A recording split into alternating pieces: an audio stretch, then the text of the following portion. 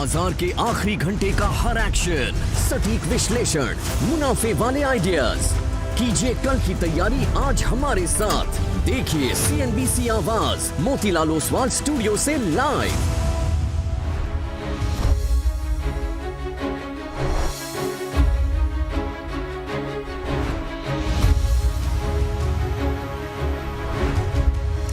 नमस्कार, CNBC आवाज Motilal Oswal live studio में आप सभी का स्वागत है। आप देख रहे हैं कमाई का अड्डा, मैं हूं आपके साथ श्रेया ठाकुर। एक्सपायरी का दिन और देखिए निचले स्तरों से अच्छी खासी रिकवरी आज मार्केट में देखने को मिल रही है। निफ्टी करीब 40 अंक ऊपर अब कामकाज करता हुआ नजर आ रहा है और ब्रेथ रखेगा स्क्रीन पर, शानदार ब्रेथ इंटैक्ट। 2000 से ज्यादा स्टॉक जहां पर आज बढ़ोतरी देखने को मिल रही है, मात्र 1000 स्टॉक जहां पर थोड़ा दबाव देखने को मिल रहा है। और इस रिकवरी को लीड किया है IT ने। 2.5% इंडेक्स आपको ऊपर कामकाज करता हुआ नजर आएगा। लेकिन बड़ा सवाल वही कि क्लोजिंग स्ट्रैटेजी क्या हो, अब यहाँ से मार्केट में क्या करना है, सब पे होगी चर्चा।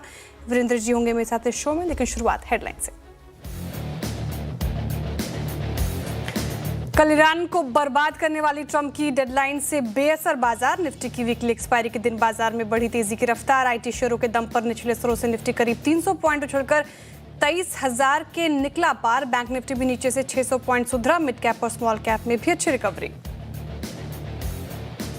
आज के बिग स्टॉक स्पॉटलाइट और ChatGPT पड़े सटीक। JP मॉर्गन की बुलिश रिपोर्ट से 2.5% चढ़ा हिंडाल्को। वहीं गुजर कंज्यूमर भी करीब 3% मजबूत, लेकिन कमजोर अपडेट्स से जुबिलेंट फूड्स में करीब 10% का लो बसा की उधर कमजोर चार्ट्स के आधार पर आयशर मोटर्स और मैक्स हेल्थ में भी कमजोरी कायम।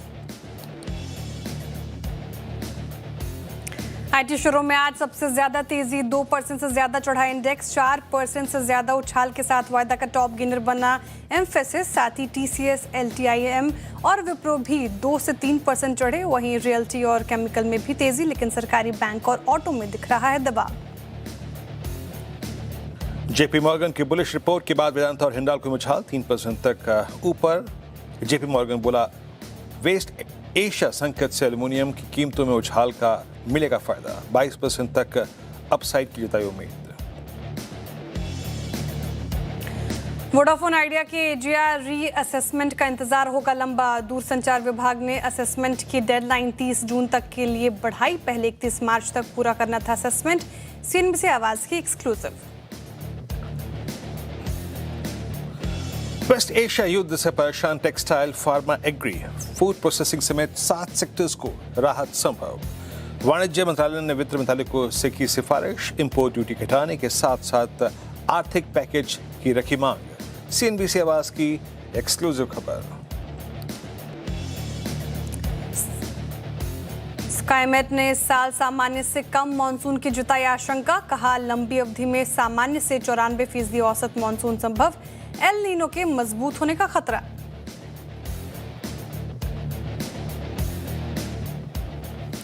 नमस्कार, आप देख रहे हैं कमाई का अड्डा। एक्सपायरी का दिन है, बाजार में निचले स्तरों से अच्छी रिकवरी है। फ्लैट अभी फिलहाल निफ्टी आपको कामकाज करता हुआ नजर आएगा। बैंक निफ्टी में थोड़ा प्रेशर, क्योंकि PSU बैंक अगर आप देखें बैकफुट पर है। हमारे साथ जुड़ रहे हैं मैनेजिंग एडिटर CNBC आवाज के अनु सिंगल जी। सर, सुबह जो रणनीति बताई आपने एकदम सटीक पड़ती हुई नजर आई है। आपने कहा कि 22,700 22,800 तक की किसी भी गिरावट का हमें इंतजार करना है, फिर वहां पे खरीदारी करने के संकेत होंगे। और वहीं से पलटा है बाजार, क्योंकि इंट्राडे लो का अभी तक अगर आप देखें तो 22,719 है और वहां से 300 अंकों के करीब करीब हम रिकवर होकर 22,990 के आसपास कामकाज कर रहे हैं। तो ये रणनीति तो सटीक बैठी है, लेकिन यहाँ से क्या अप्रोच अब से मार्केट को लेकर? Veeru, good afternoon. सबसे पहले तो दर्शकों से माफी चाहूंगा कि मैं लाइव नहीं जुड़ पाया किन्हीं कारणों से।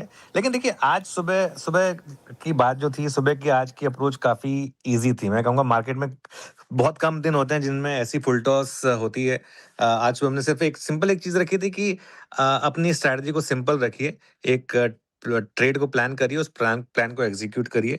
22,700 से 22,800 के डिप में बाय करिए और एक कल के लो का स्टॉप लॉस लगा दीजिए। और ये एक एग्जीक्यूटेबल ट्रेड थी और वो प्ले हुई, उसमें कोई सरप्राइज नहीं है। हमने ये भी कहा था कि 23,000 पर प्रॉफिट भी बुक करिएगा और 23,000 के आसपास, और उस पर भी मैं इंटैक्ट हूँ। तो ठीक है, आपको मार्केट ने टेक्निकली 250 पॉइंट दे दिया एक्सपायरी वाले दिन, इससे ज़्यादा क्या चाहिए आपको? एक तरीके की लॉटरी लगी आपकी। बैंक निफ्टी में भी देखिए, बैंक निफ्टी में उतनी रिकवरी नहीं आई जितनी मैं उम्मीद कर रहा था, लेकिन फिर भी वहाँ पर भी अगर आप देखें तो वो जो अप्रोच थी 51,500 से 52,000 के ज़ोन में बाय करना है और एक स्टॉप लॉस लगाने का, 51,800 तक गए हम, वहाँ से रिकवरी आई। तो ठीक है, अब करना क्या है श्रेया वीरू? देखिए, एक चीज़ बहुत क्लियर है, मार्केट में अब सिर्फ ट्रंप की धमकी से काम नहीं चल रहा है, और अब कल सुबह 5:30 बजे की डेडलाइन है।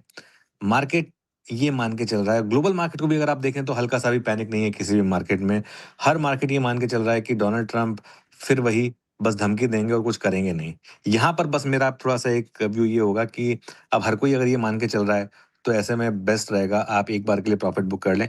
भले ही कल सुबह कुछ ना हो, एक बार के लिए गैप अप हो जाए, उसमें आपको थोड़ा हायर लेना पड़े, उसमें कोई दिक्कत नहीं है। लेकिन अगर आज आपने मोटा पैसा बना लिया है, तो बुक करें, क्योंकि ये और 3 दिन से मार्केट का टेक्सचर जो है वो बाय ऑन डिप्स का रहा है, ये हमने बात की है। लेकिन ध्यान रहे, अभी भी इस मार्केट में ये एक रिस्क हमेशा रहेगा कि ओवरनाइट कुछ भी हो सकता है। तो एक मतलब, अगर आप उनमें से जिनको लग रहा है कि नहीं बिल्कुल कोई दिक्कत नहीं है, मैं तो पहले से लॉन्ग पोजीशन कैरी कर रहा हूँ, तो भले ही अपने आप को हेज कर लें। लेकिन बेस्ट ये रहेगा कि अगर आपने वो सुबह की अप्रोच पे काम किया, तो एक बार के लिए प्रॉफिट बुक करके साइड लाइन पर हों। एक और चीज़ जो अच्छी रही मार्केट के लिए, वो है मार्केट ब्रेड्थ। मार्केट ब्रेड्थ अगर आप देखें, आज भी अच्छी है, कल भी अच्छी थी, पहले भी अच्छी थी, और आज सुबह फिर मार्केट ब्रेड्थ खुली खराब, लेकिन एडवांसेस के फेवर में आई। और ये चीज़ आपको एक और चीज़ बता रही है कि मार्केट में अब बाइंग केस का सिलसिला शुरू हुआ है। एक और चीज़ मैं कहूँगा, आईटी में अब एक सेंस बन रही है कि शायद कुछ पैसा आईटी में अब आना शुरू हुआ है, और अब ये जो रैली है, अब ये एक मात्र शॉर्ट कवरिंग रैली नहीं है, भले ही ये रैली फेल हो, लेकिन अब आईटी में एक थोड़ी-सी स्ट्रेंथ नज़र आ रही है। अगर आप देखें करीब 1 हफ्ते का मूव, तो करीब-करीब 8% के करीब आईटी में भी मूव आया है। तो लेकिन ओवरऑल ओवरऑल अच्छा मूव था आज मार्केट का, लेकिन मैं कहूँगा कि आज उन दिनों में से था जो कॉल करना ईज़ी था। सुबह वीरू में बात भी कर रहे थे कि आज शायद मार्केट आपको इस तरीके का मौका देगा, और आई एम हैप्पी कि वो प्ले आउट हुआ। बिल्कुल अनुज, एक-एक करके आपने मेरे दोनों सवालों का जवाब दे दिया। मैं जो सवाल मन में गढ़ के बैठा था, जब पूरी दुनिया कह रही है कि नहीं जनाब ट्रंप कुछ नहीं करेंगे, ट्रंप कुछ नहीं करेंगे, थोड़ा सा यहाँ बुक करके बैठना, इस बड़े इवेंट को देखना क्या वाकई सही होगा? क्योंकि ट्रंप एक ऐसी शख्सियत है जिसको हम अंडर एस्टिमेट नहीं कर सकते, है ना? तो स्पेशली इस मद्देनजर, क्योंकि एक बड़ा इवेंट है, कैसे देख रहे हैं? और दूसरी बात, ये जो 2 धड़े बाजार ने पिक किए, मेटल्स एंड आईटी, क्या यही इस रिवर्सल को लीड करें कुछ समय तक? इस बात की पॉसिबिलिटी कितनी लग रही है? बिल्कुल, देखिए वीरू, जो बात अब बिल्कुल मैंने खैर पासिंग में कही थी, आपके पूरे सवाल का मैं जवाब दे देता हूँ। देखिए, पहले आपको याद होगा कि मार्केट इन डेडलाइन से पहले थोड़ा पैनिक सिचुएशन में जाता था, और उसके बाद ट्रम्प साहब का एकदम कंप्लीटली रिवर्स स्टेटमेंट आता था और मार्केट पूरी तरीके से घूम जाता था। अब हो क्या गया है, अब अगर आप देखें ग्लोबल मार्केट को भी, हमारी मार्केट को भी, सब मार्केट को, अब ग्लोबल मार्केट जो है ना, इस इवेंट में बिना डर के जा रहे हैं, है ना? हो सकता है कि ये सही रहे, लेकिन मेरा ये मानना है कि बाई चांस अगर डोनाल्ड ट्रंप का दिमाग फिर जाए और कुछ उल्टा-सुल्टा कर दें, तो इसके लिए मेरा एक व्यू ये रहेगा कि, क्योंकि देखिए क्या है, और एक चीज़ का ध्यान रखिए, ये कल सुबह 5:30 बजे वो डेडलाइन खत्म हो रही है, और अगर आप आज कोई ट्रेड ओपन छोड़कर जाएँगे ना, आपको नींद नहीं आएगी, मान के चलिए इस बात को।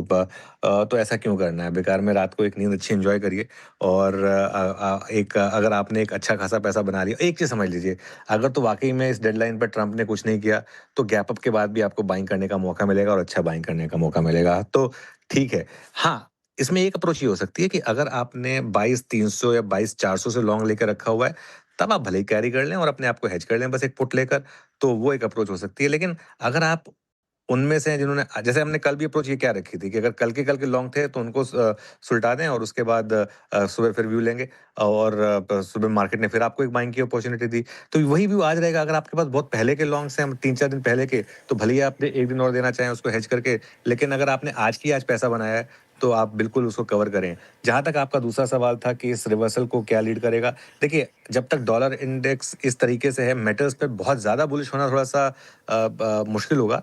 लेकिन आई थिंक आईटी में क्लियरली एक सेंस बन रही है अब कि एक मार्केट और कुछ नहीं तो एक वैल्यूएशन कॉल लेकर चल रहा है इस समय कि शायद एक मीन रिवर्जन ट्रेड आईटी में प्ले आउट हो रही हो।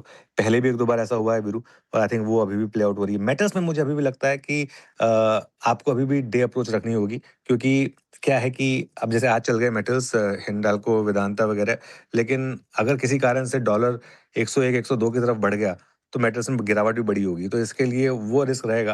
और वैसे भी मेटल्स को मैंने हमेशा एक अप्रोच ये लेके रखी, इनको आप हमेशा ट्रेडिंग प्ले माने। तो ये आपके दोनों सवालों का जवाब रहेगा। ओके ये तो बात हो गई सर मेटल आईटी स्पेस, साथ ही ब्रॉडली मार्केट में करना क्या है, लेकिन आपने लगातार चर्चा की है कि अब वक्त आ गया है स्मॉल कैप और मिड कैप में सर थोड़ी बाइंग करने के लिए, और आज भी वो चीज़ें हमें सामने दिख रही है स्क्रीन पर, अच्छी ब्रेथ नज़र आ रही है, मिड कैप और स्मॉल कैप अच्छी रिकवरी के साथ काम काज कर रहे हैं। लेकिन अभी भी सवाल वही उठाए जा रहे हैं कि ये स्टॉक कैसे आइडेंटिफाई करें सर, काफ़ी ज़्यादा सवाल आ रहे हैं, तो इस पर आपका टेक। बहुत सिंपल है श्रेया, जो स्टॉक्स पिछले 3-4 दिन में चल रहे हैं वही आपको बता रहे हैं किस तरीके के स्टॉक चलेंगे। अगर इस मार्केट में भी स्टॉक नहीं चल पा रहे हैं तो मतलब कुछ दिक्कत बड़ी है उन स्टॉक्स में।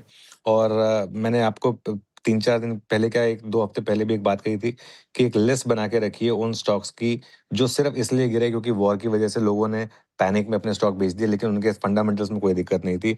20% के करीब की अगर उनकी अर्निंग्स कैगर है और 10 से 15 का पी आ गया है, तो ऐसे स्टॉक्स पहले आपको मिलते ही नहीं थे। अब आपको आराम से 50 से 60 ऐसे स्टॉक्स मिल जाएंगे। ऐसे स्टॉक्स की एक बास्केट बनाइए। अगर वो नहीं कर सकते हैं तो एक अच्छा स्मॉल कैप फंड मैनेजर चुनिए और उसको पैसा दे दीजिए। एक ऐसा फंड मैनेजर जिसने पिछले 2 साल में आउट परफॉर्म किया है, उसे पैसा दे दीजिए। तो ये अप्रोच मेरी अभी भी रहेगी। और ये स्मॉल कैप मिड कैप में जो अप्रोच है, ये आई थिंक हम करीब अब ऑलमोस्ट इस व्यू को लिए हुए हमें 1 हफ्ते से ज़्यादा हो गया है, एंड आई थिंक वो अभी भी इंटैक्ट रहेगा। ओके शुक्रिया सर जुड़ने के लिए और सारे सवालों के जवाब देने के लिए और ब्रॉडली अपना व्यू बताने के लिए मार्केट के ऊपर। Thank you so much sir. चलिए अब आगे बढ़ रहे हैं और एक बार फिर से लेकर आइए निफ्टी और बैंक निफ्टी स्क्रीन पर। Virendra ji good afternoon to you. हमने अनुसर से अभी अच्छी तरीके से बात कर ली है कि ब्रॉडली क्या करना है मार्केट में, लेकिन अगर लेवल्स पूछूं आपसे तो हमने लगातार चर्चा की 23,500 का इंपॉर्टेंट लेवल, वो अभी भी ब्रीच होना बाकी है, तो क्या लेवल्स अभी इंपॉर्टेंट लग रहे हैं आपको मार्केट में, निफ्टी में स्पेशली? देखिए श्रेया, जो हमारी अप्रोच थी सुबह की वही 22,709 इस ट्रेजेक्टरी को बाय करना है, 22,780 है ना। आपको याद होगा शायद जब 10 बजे का आपने मुझसे आउटलुक की बात की थी, मैंने आपको एक लेवल दिया था, दैट वाज 22928। 928 सुबह का हाई था और 938 वो क्या था, 10 डेमा। श्रेया एक तारीख नोट करके रखिएगा, 27 फरवरी के बाद ये पहली बार हुआ है कि सेकेंड डे, देखिए कल जब आप क्लोजिंग में थी श्रेया, जो निफ्टी ने हाई क्रिएट किया था that was 10 day exponential average. आज 27 फरवरी के बाद पहली बार हुआ है कि सेकेंड डे, यानी इस पूरे एंटायर वॉर जोन में, कि दूसरे लगातार दिन निफ्टी ने 10 डेमा को टच किया हो और क्रॉस किया हो। ये पिछले 27 फरवरी से अब तक नहीं हुआ था। और वही मूवमेंट था शायद 10 बजे, जैसे ही 22,938 कटा, क्या कहा था कमेंट्री में आपको, कि स्विंग टुवर्ड्स 23,000 और 23,055 पॉसिबल है। लेके आइए सुबह का जरा बेस और रेजिस्टेंस, 23,055 आपकी स्क्रीन पे है। आ गया आज 23,045 का हाई लगा है। अनुज ने जो बात कही, मैं बिल्कुल, अगर आप देखें 101% उससे अग्री करता हूं Shreya. Please book your profit और बैठ जाइए किनारे। ट्रंप साहब को गैस करना और अंडर एस्टिमेट करना ये मूर्खता होगी, स्पेशली अगर आप पैसा कमा के बैठे हैं। इस क्लोज का मतलब, अगर कल कुछ नहीं हुआ, कल शांति से गुजर गया और एक बार फिर से अगर आप देखें बात यहीं पे आ गई कि अमेरिका क्या चाहता है, ईरान क्या चाहता है, युद्ध समाप्ति के लिए दोनों साथ बैठें, तो बाजार फिर तेजी पकड़ेगा और उसमें आपको पार्टिसिपेट करने का मौका मिलेगा। फ्रेंकली स्पीकिंग, उसमें आपको ये फील करने की जरूरत नहीं है कि नहीं साहब जर्नी हमसे छूट गई, हम पार्टिसिपेट नहीं कर पाए। नो, सिंपली अगर 23,055 के ऊपर निफ्टी सेटल होता है श्रेया, तो स्विंग टुवर्ड्स 23,400 पेंडिंग है। That's called 20 day exponential average. मैंने कल भी अपनी कमेंट्री में कहा था, सुबह भी अपनी कमेंट्री में कहा था, it's first time since last 8 week, 8 हफ्तों में पहली बार हमने प्रीवियस वीक के हाई को क्रॉस किया है। So let's hope for the best, but book your profit at 23055, या फिर अभी भी आप बुक कर सकते हैं। बट एक बात याद रखिएगा जरा प्लीज, कॉल्स के साथ लेकर आइए। देखिए मैं बैंक निफ्टी पर टिप्पणी बहुत कम रखूंगा आज, क्योंकि एक्सपायरी निफ्टी की है, तो मैं ज्यादा टिप्पणी उस पर करूंगा। मिड सेशन तक लगभग 2.25 करोड़ कॉल थी 23,000 की स्ट्राइक पे। इवेंट कल है, 5 बजे उसका अगर आप देखें इम्पैक्ट आएगा, but price is already trading about 23,000. So एक बार फिर से रेजिस्टेंस की प्लेट लिखाइएगा, 23,055, 23,080, 23,100. Anything is possible, anything is possible. बाजार प्ले आउट करने की कोशिश करेगा इस इवेंट की डेडलाइन से पहले अपने आप को खुले दिल से. अरे रेजिस्टेंस की प्लेट निफ्टी की, तो अपसाइड अगर आप देखें निफ्टी में 23,152, 23,100 तक का खुला हुआ है. बट शेयर मैं मानता हूं कि अगर आप 22,700 पे लेके बैठे थे या फिर 22,750 पे लिया है, आपने 22,800 पे लिया है, इट्स बेटर टू बुक. दूसरी बात निफ्टी बैंक की, शेयर यही निपटा देता हूं, ज़्यादा समय नहीं लूंगा. निफ्टी बैंक भी आज second consecutive day, it's third time in this entire phase जब 10 डिमा को हिट कर रहा है. लेकिन बैंक निफ्टी में मोमेंटम कम मिलेगा क्योंकि अभी जो हमने बात की शेयर, ज़्यादा एक्शन मेटल्स में है, ज़्यादा एक्शन आईटी में है. तो फोकस कीजिए निफ्टी पर. एक बात बताता हूं मैं, सुबह जब आप स्क्रीन पे थी तभी ये बात मैंने कही थी श्रेया, निफ्टी आईटी ने एक बहुत ही बड़ा मूव दिया है 10 के ऊपर, 20 के ऊपर, and post 3 February first time Nifty IT पे 10-20 का पॉजिटिव क्रॉसओवर है. सो अगर आप रिस्क ले भी रहे हैं तो it's better to take risk on IT and it's better to take risk on Nifty rather than Nifty bank. Shreya. Okay तो निफ्टी, बैंक निफ्टी, साथ ही आईटी पर ये व्यू हो गया है. आईटी में अच्छी स्ट्रेंथ, 2% ज़्यादा की तेज़ी, और निफ्टी में अगर आपने 22,700, 800 के आसपास खरीदारी की है तो प्रॉफिट बुकिंग की सलाह फिलहाल. चलिए अब आगे बढ़ते हैं और स्टॉक स्पेसिफिक एक्शन बता देती हूँ आपको मार्केट में क्या देखने को मिला है, क्योंकि मार्केट में अच्छी खासी रिकवरी निचले स्तरों से. तो ट्रेंडिंग स्टॉक्स की शुरुआत करेंगे, तेज़ी के ट्रेंडिंग स्टॉक्स के साथ. कहाँ पर आज सबसे ज़्यादा बाइंग होती हुई नजर आई है, और जाहिर तौर पर आईटी पैक 2.5% की तेज़ी, विप्रो, टीसीएस, एचसीएल टेक देखिए 2% ज़्यादा की तेज़ी के साथ कामकाज कर रहे हैं. विप्रो तो 3.5% ज़्यादा की तेज़ी यहाँ पे देखने को मिल रही है. कल भी आईटी पैक में स्ट्रेंथ था और आज के सेशन में भी. लेकिन हिंडाल्को देखिए 3% अप है. जेपी मॉर्गन की बुलिश रिपोर्ट के बाद, एक अपग्रेड के बाद यहाँ पर अच्छी खासी बाइंग आज के सेशन में देखने को मिली है. इसके अलावा वायदा बाजार में कौन से स्टॉक्स अगर आप देखें गेनर्स में शुमार है तो एम्फेसिस फिर से अगेन आईटी पैक का काउंटर 4% से ज़्यादा की तेज़ी. सुप्रीम इंडस्ट्रीज लगातार इसमें पिटाई हुई है, लेकिन आज खरीदारी निचले स्तरों से 2.5 से 2.25-3% चढ़ गया. रियल्टी पैक में भी आज स्ट्रेंथ है. स्ले प्रेस्टीज स्टेट्स आपको 3% ऊपर कामकाज करता हुआ नजर आएगा, और फोर्टिस हेल्थ केयर में आज बाइंग देखने को मिली है 3.5% से ज़्यादा. लेकिन बैकफुट पर इस अच्छे मार्केट में भी अगर आप देखें, अदानी एंटरप्राइजेस है 1.5% नीचे, इंटरग्लोब एविएशन पर डेंट है. आज पूरे एक ट्रैवल पैक पर रिपोर्ट आई थी और इंटरग्लोब एविएशन पर नेगेटिव कॉल थी, तो 1.5% ये नीचे. एचयूएल कल कोशिश कर रहा था, रिकवरी के साइंस थे, लेकिन आज फिर से ये मुनाफा वसूली का शिकार हुआ है, 0.5% नीचे. जुबिलेंट फूड आज का एक्सीडेंट ऑफ द डे, 11.5% का डेंट आफ्टर Q4 अपडेट इसमें देखने को मिल रहा है. इंडिया बिजनेस कमजोर और उसका रिएक्शन. फोर्स मोटर्स 5.5% टूट गया. बैंक ऑफ इंडिया, कल सारे स्टॉक्स अच्छी तेजी के साथ कामकाज करते, लेकिन आज मुनाफा वसूली के शिकार हुए हैं, 4.5% नीचे. और पीजी इलेक्ट्रोप्लास्ट ईएमएस स्पेस में भी आज थोड़ी पेन देखने को मिल रही है, 3% नीचे आपको कामकाज करता हुआ नजर आएगा. अब आगे बढ़ते हुए बताती हूँ कि कमाई का अड्डे में होगा क्या, शो फ्लो समझाते हैं. फंडामेंटल राय देने के लिए हमारे साथ है मार्केट स्मिथ इंडिया के मयूरेश जोशी जी. टेक्निकल कॉल्स लेंगे हम प्रकाश गाबा, मानस जायसवाल, रचना वैद्य, श्रीकांत चौहान, कविता जैन और अमित सेठ जी से. 2:20 पर हिंडाल्को और वेदांता में तेजी के कारण बताएंगे आपको कंचन नौटियाल. 2:30 बजे जुबिलेंट फूड पर बुल वर्सेस बेयर लेकर आएंगे आशीष और नुपुर. 2:40 पर सरकार की ओर से राहत पैकेज ऐलान पर एक्सक्लूसिव खबर लेकर आएंगे आलोक प्रियदर्शी. 2:50 पर मार्च में एफआईज के एक्शन पर डिटेल लेकर आएंगी कंचन नौटियाल. 2:55 पर बिग मार्केट वॉइस में मसा जोड़ेंगे पाइपर सरिका के फाउंडर और फंड मैनेजर अभय अग्रवाल जी. 3:05 पर वीरेंद्र जी से कल के लिए स्ट्रैटेजी समझेंगे. 3:10 पर नूपुर से डीलिंग रूम चेक. 3:15 पर लेंगे बीटीएसटी एसटीपीटी कॉल. साथ ही 3:20 पर भारत की न्यूक्लियर एनर्जी में हासिल बड़ी कामयाबी पर डिटेल लेकर आएंगे आशीष.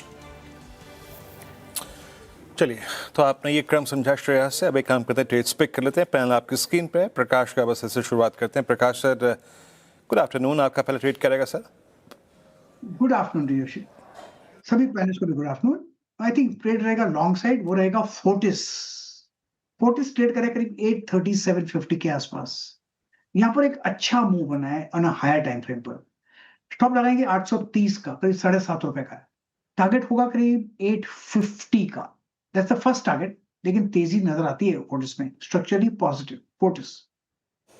Structurally positive Fortis health care days high पर गेनर्स में शुमार है। खरीदारी की राय गावस्कर की तरफ से। रचना जी गुड आफ्टरनून, बताइए मैम आपकी पिक क्या होगी? गुड आफ्टरनून, मेरी पिक रहेगी फेडरल बैंक। और if you are willing to take overnight risk तो यहाँ पे आप डिलीवरी भी लेके जा सकते हैं, ऐसा सिचुएशन है, बट विद द रिस्क तो वो आपके ऊपर है। सिचुएशन के हिसाब से यहाँ पे 274 के आसपास हम ट्रेड करें फ्यूचर्स पे। हम इसमें ऐसे लगा सकते हैं 271 का, एंड अपसाइड पे हमारा टारगेट रह सकता है up to 280 and 282। Okay, Federal Bank 274 और ओवरनाइट रिस्क की बात भी करी इन्होंने, और उस तरीके से, उस लिहाज से अगर आप देखें स्टॉप लॉस भी रिकमेंड कर दिया। मानस गुड आफ्टरनून, आपका ट्रेड?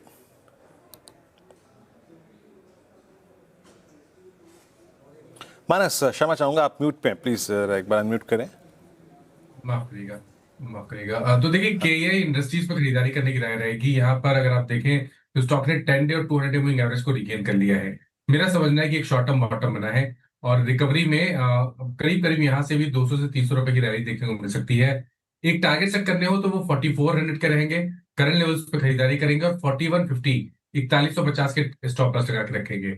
4200 का कॉल ऑप्शन, 4200 वाला कॉल ऑप्शन जो 180 रुपए पे ट्रेड हो रहा है, उसमें 140 के स्टॉप लॉस से खरीदारी की जा सकती है। 260 रुपए तक के टारगेट्स पॉसिबल है। डिस्क्लोजर है कि इस ऑप्शन में हमने अपने क्लाइंट्स को भी रिकमेंडेशन दिया हुआ है। ठीक है, केईआई इंडस्ट्रीज यहाँ पे खरीदारी की राय मानस जी की तरफ से। अच्छा लग रहा है ये stock. Amit ji good afternoon, आपके पिक? जी good afternoon Shreya ji, good afternoon Viren ji and everybody on the panel. Shreya ji, मेरी पिक इस समय रहेगी टीसीएस। टीसीएस का अगर हम स्ट्रक्चर देखें तो ये स्टॉक वीकली सपोर्ट जोन से एक रिवर्सल दिखा रहा है, डेली चार्ट्स में ग्राउंडिंग पैटर्न है। स्टॉक ने अपना 10 और 20 डेमा भी रिगेन कर लिया है, तो जिस हिसाब से मोमेंटम बना हुआ लॉजिकली ये 50 डेमा तक जा सकता है। तो टीसीएस बाय करना है करंट प्राइस में अराउंड 2528 पे। स्टॉप लॉस हमारा रहेगा 2480 का, और टारगेट्स रहेंगे 2600 2620। ओके, टीसीएस 2529 पे आपका बाय कॉल है। कविता जी गुड आफ्टरनून, आपका ट्रेड? आफ्टरनून वीरेन जी, आफ्टरनून एवरीवन। सो डिफेंस से होगा, दैट इज एचएल। एचएल अपनी एक फॉलिंग ट्रेंड लाइन को सरपास किया है और इवन 20 ईएमए के ऊपर निकलते हुए दिखता है। मुझे लगता है एचएल में पॉसिबल मूव्स बनते हुए दिख सकते हैं। 3860 3880 तक के प्राइस मूव बनते हुए दिखना चाहिए, with a strict stop loss of 3765 one can approach for the targets. Okay, हैल खरीदारी की राय, यहाँ पर भी अच्छे स्ट्रेंथ। तो टेक्निकल कॉल्स पूरे हो गए हैं और सभी बाय साइड की ट्रेड आई है। तो एक फटाफट से रिकैप ताकि आप टारगेट और स्टॉप लॉस फिर से जॉट डाउन कर पाएं।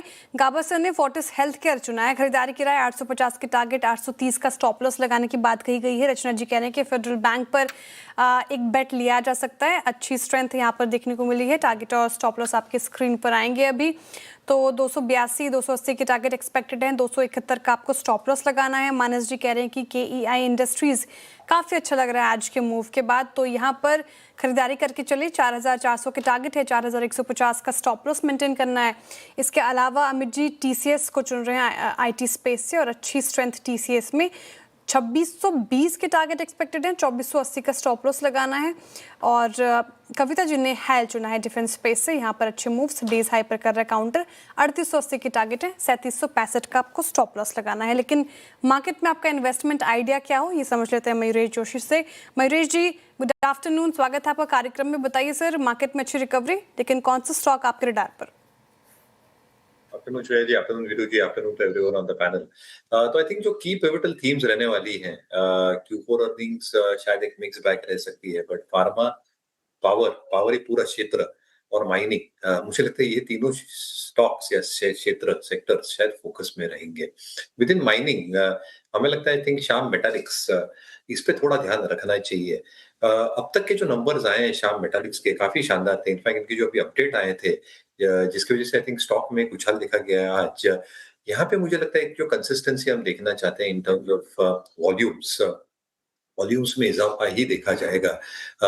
बेसिकली ऑर्गेनिक ग्रोथ और ऑर्गेनिक ग्रोथ दोनों से जो एक्सपेक्टेशन है कि बेटर वॉल्यूम्स के साथ जो बेटर टॉप लाइन रियलाइजेशन हो सकती है, ये रिलेटिवली बेटर रह सकती है।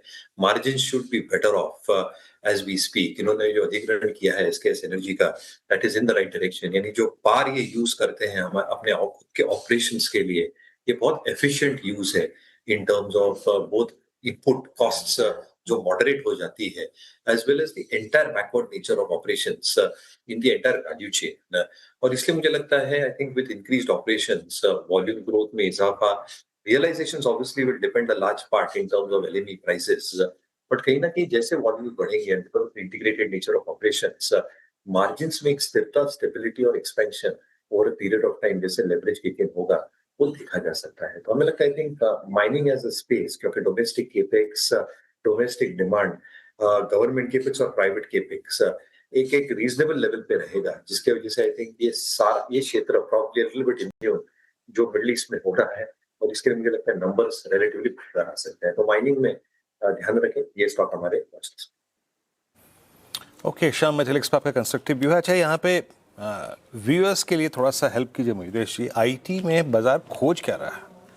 आईटी में इतनी स्ट्रेंथ, अगर आप एक महीने के अगर आप प्राइस परफॉर्मेंस को देखें, पूरा बाजार इस वॉर में कोलैप्स हुआ, कुछ नहीं बचा। अगर आप देखें तो सब प्राइस डैमेज में गए। बस एक आईटी ने एक स्ट्रॉन्ग मूव दिया है। क्या सेंस कर रहा है आईटी? और अगर ट्रेडर्स को और इन्वेस्टर्स को थोड़ा सा गाइड करना हो, क्या till the time first earnings hit करती हैं बाजार थोड़ा सा कंफर्टेबल होके आईटी को ही चेस करेगा क्या? बिल्कुल भी रुझे, आई थिंक दो चीजें। एक, आई थिंक जो आईटी में प्राइस डैमेज हुआ था ये वॉर के पहले ही स्टार्ट हो चुका था, और इसलिए मुझे लगता है जब middle east crisis full blown हो गई, I think a large part of price damage IT क्षेत्र के लिए हो चुका था बिकॉज ऑफ द एआई डिस्रप्शंस। दूसरा, I think in terms of the setup itself, मुझे लगता है दो चीजें। एक, आई थिंक प्राइस डैमेज जैसे मैं कह रहा हूँ लार्जली हो चुका है पूरे क्षेत्र के लिए, वो लार्ज कैप्स हो मिड कैप्स, इनफैक्ट काफी मिड कैप्स लार्ज कैप के वैल्यूएशन पे भी मिलने लगे हैं जो काफी ओवर वैल्यूड हो गए थे कुछ महीनों पहले in terms of the momentum that the sector had faced. But जो डिफेंसिव नेचर होता है ये उभर के आता है in a question and an uncertain period जो हम गुजर रहे हैं अभी। I think this is one sector जहाँ पे एटलीस्ट अर्निंग्स आती रहेंगी, albeit slow pace, margin में थोड़ा compression, the markets will still gestate, but total earnings collapse बिल्कुल होने की इसमें उम्मीद नहीं है। At the same time, I think from a trader or an investor perspective, specifically I think Q4 के आंकड़े कैसे रहेंगे, and we should start that in the next few days itself। यहाँ एक क्लियर इंडिकेशन आ जाएगा, क्योंकि जो पहली तिमाही रहती है Jan to March क्वार्टर, ये डिटरमाइन करती है कि ऑर्डर फ्लोज कैसे हैं, एआई डिसरप्शन कितने हद तक ट्रेडिशनल आईटी बिजनेसेस को हिट कर रहा है, प्राइसिंग को लेके, मार्जिन्स को लेके। हमने काफी खबरें सुनी है पूरे क्षेत्र के लिए, वो ग्लोबल प्लेटफॉर्म कंपनीज हो या लोकल हो, जहाँ पे ले ऑफ्स के हम सिचुएशन देख रहे हैं बिकॉज ऑफ एआई डिस्क्रिप्शंस और अदरवाइज। आई थिंक ये भी एक बहुत इंपॉर्टेंट पैरामीटर होगा ट्रैक करने के लिए, और इसलिए मुझे लगता है आई थिंक जो स्टॉक्स डिसरप्ट कर सकती हैं एआई चेन को, I am not saying we completely get into AI क्योंकि इसमें बहुत एक्सेलरेटेड इन्वेस्टमेंट्स लगती है, पर जो कंपनीज इनोवेट कर पाएंगी इन terms of their application layers sitting on top of the existing AI platforms, I think they can probably give a better guidance in terms of revenue numbers, growth and earnings। इसलिए मुझे लगता है I think earning season start होने दीजिए from a trader हो या investor perspective. इसके बाद आपके चॉइसेस काफी क्लियर हो जाएंगे कि कौन से stocks, whether it's mid cap और लार्ज कैप्स, एक वैल्यू डिफरेंशिएटर्स और एक डिसरप्टिव डिफरेंशिएटर्स के नाम पे उभर के आएंगे। Two stocks that I probably keep in mind, एक लार्ज कैप्स में HCL Tech is something that I probably keep in mind, और मिड कैप से कोफोर्ज और एम्फेसिस, क्योंकि काफी कुछ कोफोर्ज और एम्फेसिस जो कर रहा है, specifically Mphasis in terms of AI related disruptions, ये ऑलरेडी बुक्स पे है, they are doing a good job about it. तो आई थिंक ये तीन स्टॉक्स में मैं खास ध्यान रखूंगा आईटी क्षेत्र से। ओके, आईटी पर ये व्यू हो गया आपका, लार्ज कैप से HCL Tech और मिड कैप से कोफोर्ज और एम्फेसिस रखे रडार पर। अर्निंग्स इंपॉर्टेंट होगी, उसके बाद एक फ्रेश व्यू लिया जाएगा पूरे आईटी स्पेस को लेकर। लेकिन आईटी के अलावा अगर आप देखें तो मेटल्स पैक में आज अच्छी खासी तेजी है और लगातार सुबह से हम इसका जिक्र भी कर रहे हैं। लेकिन इसमें भी अगर आप देखें तो एल्यूमिनियम स्टॉक्स ने अच्छी खासी तेजी आज के सत्र में दिखाई है। वेदांता 3.5% के गेंस के साथ अभी भी कामकाज करता हुआ। हिंडाल्को रखेगा एक बार स्क्रीन पर, यहाँ पर देखिए 2.5 से 3.25% की तेजी है इन दोनों ही स्टॉक्स में। इसके अलावा हिंजिंक, स्टील स्टॉक्स भी अगर आप देखें तो जिंदल स्टील, वेलकॉप जैसे काउंटर्स अच्छा परफॉर्म कर रहे हैं। लेकिन स्पेशली एल्यूमिनियम स्टॉक्स हिंडाल्को और वेदांता आज इसमें अच्छी स्ट्रेंथ है। लेकिन इसके पीछे के कारण क्या है वो समझ लेते हैं कंचन से। कंचन, गुड आफ्टरनून। दोनों स्टॉक्स में अच्छी परफॉर्मेंस, कारण क्या है? जी, जैसे कि आपने बताया कि पूरे ही मेटल पैक में अगर इस टाइम पे बात करें तो अच्छी खासी तेज़ी जो है हमें देखने को मिल रही है। लेकिन स्पेसिफिकली अगर हम बात करें वेदांता की और हिंदुस्तान जिंक की, तो यहाँ पे JP मॉर्गन की रिपोर्ट आई है जहाँ पे जो उनकी रेटिंग है उनको न्यूट्रल से बढ़ा के ओवरवेट कर दिया है। वेदांता का जो टारगेट है उसको भी बढ़ा के 850 कर दिया है, जो कि पहले था 650 रुपए का, और यहाँ पे भी जो टारगेट है 1125 के जो हैं वो कर दिए गए हैं। देखिए अगर ओवरऑल सेक्टर ही देखा जाए तो काफ़ी ज़्यादा इस टाइम पे अट्रैक्टिव दिखाई दे रहा है। इस टाइम पे हम देख रहे हैं कि जो LME के प्राइजेस हैं वो काफ़ी ज़्यादा हायर साइड में है। इनफैक्ट रुपी जिस तरीके से डेप्रिशिएट हुआ है उससे इन दोनों ही स्टॉक को एक अच्छा खासा बूस्ट जो है वो मिल रहा है। वैल्यूएशंस की इस टाइम पे बात करी जाए तो काफ़ी ज़्यादा अट्रैक्टिव हो गए हैं, काफ़ी लोअर लेवल पे भी वैल्यूएशन जो है वो आ गए हैं। इनफैक्ट अगर हम बात करें कमोडिटी प्राइसेस की, ये हम देख रहे हैं कि काफ़ी तेज़ी पकड़ रहे हैं। ये तेज़ी पकड़ रहे हैं तो इससे कंपनी को हेल्प मिलेगी जो उनका डेट है उसको रिड्यूस करने में। अब अगर स्पेसिफिकली अगर JP मॉर्गन की रिपोर्ट देखें हिंडाल्को के ऊपर, तो उन्होंने ये बोला है कि जो इनकी सब्सिडरी कंपनी है नोवालिस, वो यहाँ से अब और ज़्यादा खराब परफॉर्मेंस नहीं कर सकती, यहाँ से परफॉर्मेंस हमें सुधरता हुआ ही दिखाई देगा। इनफैक्ट जो इनका नया प्लांट ओस्वेगो है वो भी शुरू होने वाला है, उससे भी अच्छा खासा सपोर्ट मिलेगा आने वाले क्वार्टर्स में, आने वाले फाइनेंशियल ईयर में, और साथ में जो कॉपर बिजनेस है वो भी अच्छा करता हुआ दिखाई देगा। बात करी जाए वेदांता की तो यहाँ पे भी उनका जो रिस्क रिवॉर्ड का रेशियो है काफ़ी ज़्यादा सूटेबल दिखाई दे रहा है। एल्यूमिनियम जिंक का बिजनेस है वो भी अच्छा खासा यहाँ पे करता हुआ दिखाई दे रहा है, जिसके बाद आज दोनों ही शेयर में अच्छा खासा इजाफा। ओके, हिंडाल्को और वेदांता इसके जिक्र भी हुआ था बिग स्टॉक्स में, और दोनों ही स्टॉक्स में वैसा ही रिएक्शन जैसा कि बताया गया था। टॉप गेनर्स में शुमार हैं आज। एक चार्ट चेक क्योंकि काफ़ी चल गया है वेदांता। अमित सेठ जी आप ही देख लीजिए वेदांता का चार्ट 3.5% की गेन के साथ अभी भी कर रहा है कामकाज। क्या इसे चेज करना चाहिए, क्या स्ट्रैटेजी, क्या राय होगी, या फिर जो भी आज के सत्र में काफ़ी प्रॉफिट में वो प्रॉफिट बुकिंग करें? शेयर जी काफी स्ट्रॉन्ग स्ट्रक्चर है। अगर हम देखें तो यहाँ पे एक फॉलिंग ट्रेंड लाइन का, फॉलिंग चैनल का ब्रेकआउट भी है, और स्टॉक ऑलमोस्ट कल के ही सत्र में ट्रेंड एमा से बाहर आया, तो मोमेंटम तो यहाँ पे काफी स्ट्रॉन्ग है। तो as long as 700 is intact हमें यहाँ पे बने रहना चाहिए। हल्का फुल्का कोई इंट्राडे डिप आए तो एक लॉन्ग पोजीशन भी बनाई जा सकती है, और जिस हिसाब से ये अभी अपने 52 वीक हाई से दूर है, मुझे लगता है यहाँ पे 740 750 तक की जगह बनती है, बट स्टॉप लॉस हमें 700 पे लगा के रखना है। ओके, ये मेटल्स पे एक डेडिकेटेड डिस्कशन था, और ये ब्रोकरेज रिपोर्ट, और ये टेक्निकल व्यू। अब चलते हैं, काम करते हैं। इट्स 2:28, 2:28, वक्त हो चुका है कैश कॉल्स का, और प्रकाश कावाजी, अमित सेठ जी और कविता जैन, ये तीनों एक एक करके अपने जो कैश स्टॉक्स के व्यूज़ हैं वो हमसे शेयर करेंगे। कविता जी आप क्या पिक कर रही हैं, कहाँ कन्विक्शन बन रहा है आपको? तो वीरेन जी कैश से शारदा क्रॉप कैम, यहाँ अगर आप पोजीशनिंग देखें तो ये अपने सारे एवरेजेस को सरपास करने की कोशिश कर रहा है। काउंटर 976 के लेवल पर एज ऑफ नाउ है। आप फर्दर जो पोटेंशियल दिखता है काउंटर का 1020 तक के पॉसिबल मूव बनते हुए दिखने चाहिए, with a strict stop loss of 960 के एक स्टॉप लॉस के साथ आप इसमें पोजीशनिंग करें, एंड अपसाइड मूव 1020 1040 का अप्रोच करें। ठीक है, 1020 1040 की टारगेट प्राइस के लिए शारदा क्रॉप कैम ये कैश में पिक हो गई कविता जी की। गाबर सर, कैश में कौन सा काउंटर देखा आपने? मुझे लगता है HSCL, आई थिंक इसका नाम हिमाद्री स्पेशलिटी केमिकल लिमिटेड है। Yes, HSCL। अब ट्रेड करें HSCL करीब 453 के आसपास, स्टॉप लगाना चाहिए यस 448, मतलब 4 साढ़े 4 5 रुपए का स्टॉप है। टारगेट रहेगा 462, फर्स्ट टारगेट रहेगा HSCL। हिमाचल आई थिंक नहीं, हिमाचल नहीं, Himadri speciality chemical limited HSCL। जी, हिमाद्री केमिकल्स। अगर आप देखिए प्रकाश सर की कॉल है ये, तो एक कविता जी की कॉल होगी, एक प्रकाश सर की कॉल होगी। अब चलते हैं अमित जी के पास। अमित जी आप क्या पिक कर रहे हैं? वीरेन जी वेल्सपन कॉर्प का अगर हम चार्ट देखें तो यहाँ पे एक कंसोलिडेशन हुआ था लगभग 780-850 के लेवल्स पे, और स्टॉक ने वो कंसोलिडेशन का ब्रेकआउट दिया है। मोमेंटम यहाँ पे काफी अच्छा खासा स्ट्रॉन्ग है, और एक 2 से 3 महीने के कंसोलिडेशन के बाद स्टॉक बाहर आ रहा है, तो इसे बाय करना है। लगभग 880 का प्राइस है। स्टॉप लॉस हम रखेंगे 860 का, और टारगेट्स रहेंगे 920 के। 920 आपके अगर आप देखें तो आज का कैश कॉल वेल्सपन कॉर्प 880 पर। अच्छा, थोड़ी सी स्कैनिंग और कर लेते हैं। हमने मेटल से बहुत डेडिकेटेड डिस्कशन किया, हमने IT भी डेडिकेटेड डिस्कशन किया, फोर्टिस हेल्थ केयर। हालांकि स्टोरीज के पीछे जो कुछ देर में आपको समझाऊंगा, लेकिन मैं थोड़ी सी क्योंकि यहाँ पर स्टॉक स्पेसिफिक होके बात करना चाह रहा था। एक बार जरा प्लीज स्क्रीन पे लाइएगा हेवल्स। आज हेवल्स बहुत दिनों बाद, मेरे ख्याल से 9 मार्च के बाद पहली बार इसने 10 डिमा को क्रॉस किया, तो ये एक रडार पे रहेगा। बट मेरी आंखों में जो चीज़ अगर आप देखें गड़ रही है बहुत देर से, वो है भारती एयरटेल। भारती एयरटेल रखिएगा, इट्स 1823। मानस, कभी कभी किसी स्टॉक को प्रीएम्प्ट करने का मन करता है। आज पता नहीं क्यों आज सुबह से भारती को प्रीएम्प्ट करने का मन कर रहा है। निफ्टी ने 10 डेमा क्रॉस किया, निफ्टी बैंक 10 डेमा को हिट करता हुआ, मेटल्स अच्छा कर रहे हैं, आईटी अच्छा कर रहा है। ये भी इस पूरे फेज में बहुत प्रेशर में रहा स्टॉक है। फर्स्ट टाइम 20 डेमा को इतने स्ट्रॉन्ग कैंडल के साथ ये अप्रोच कर रहा है।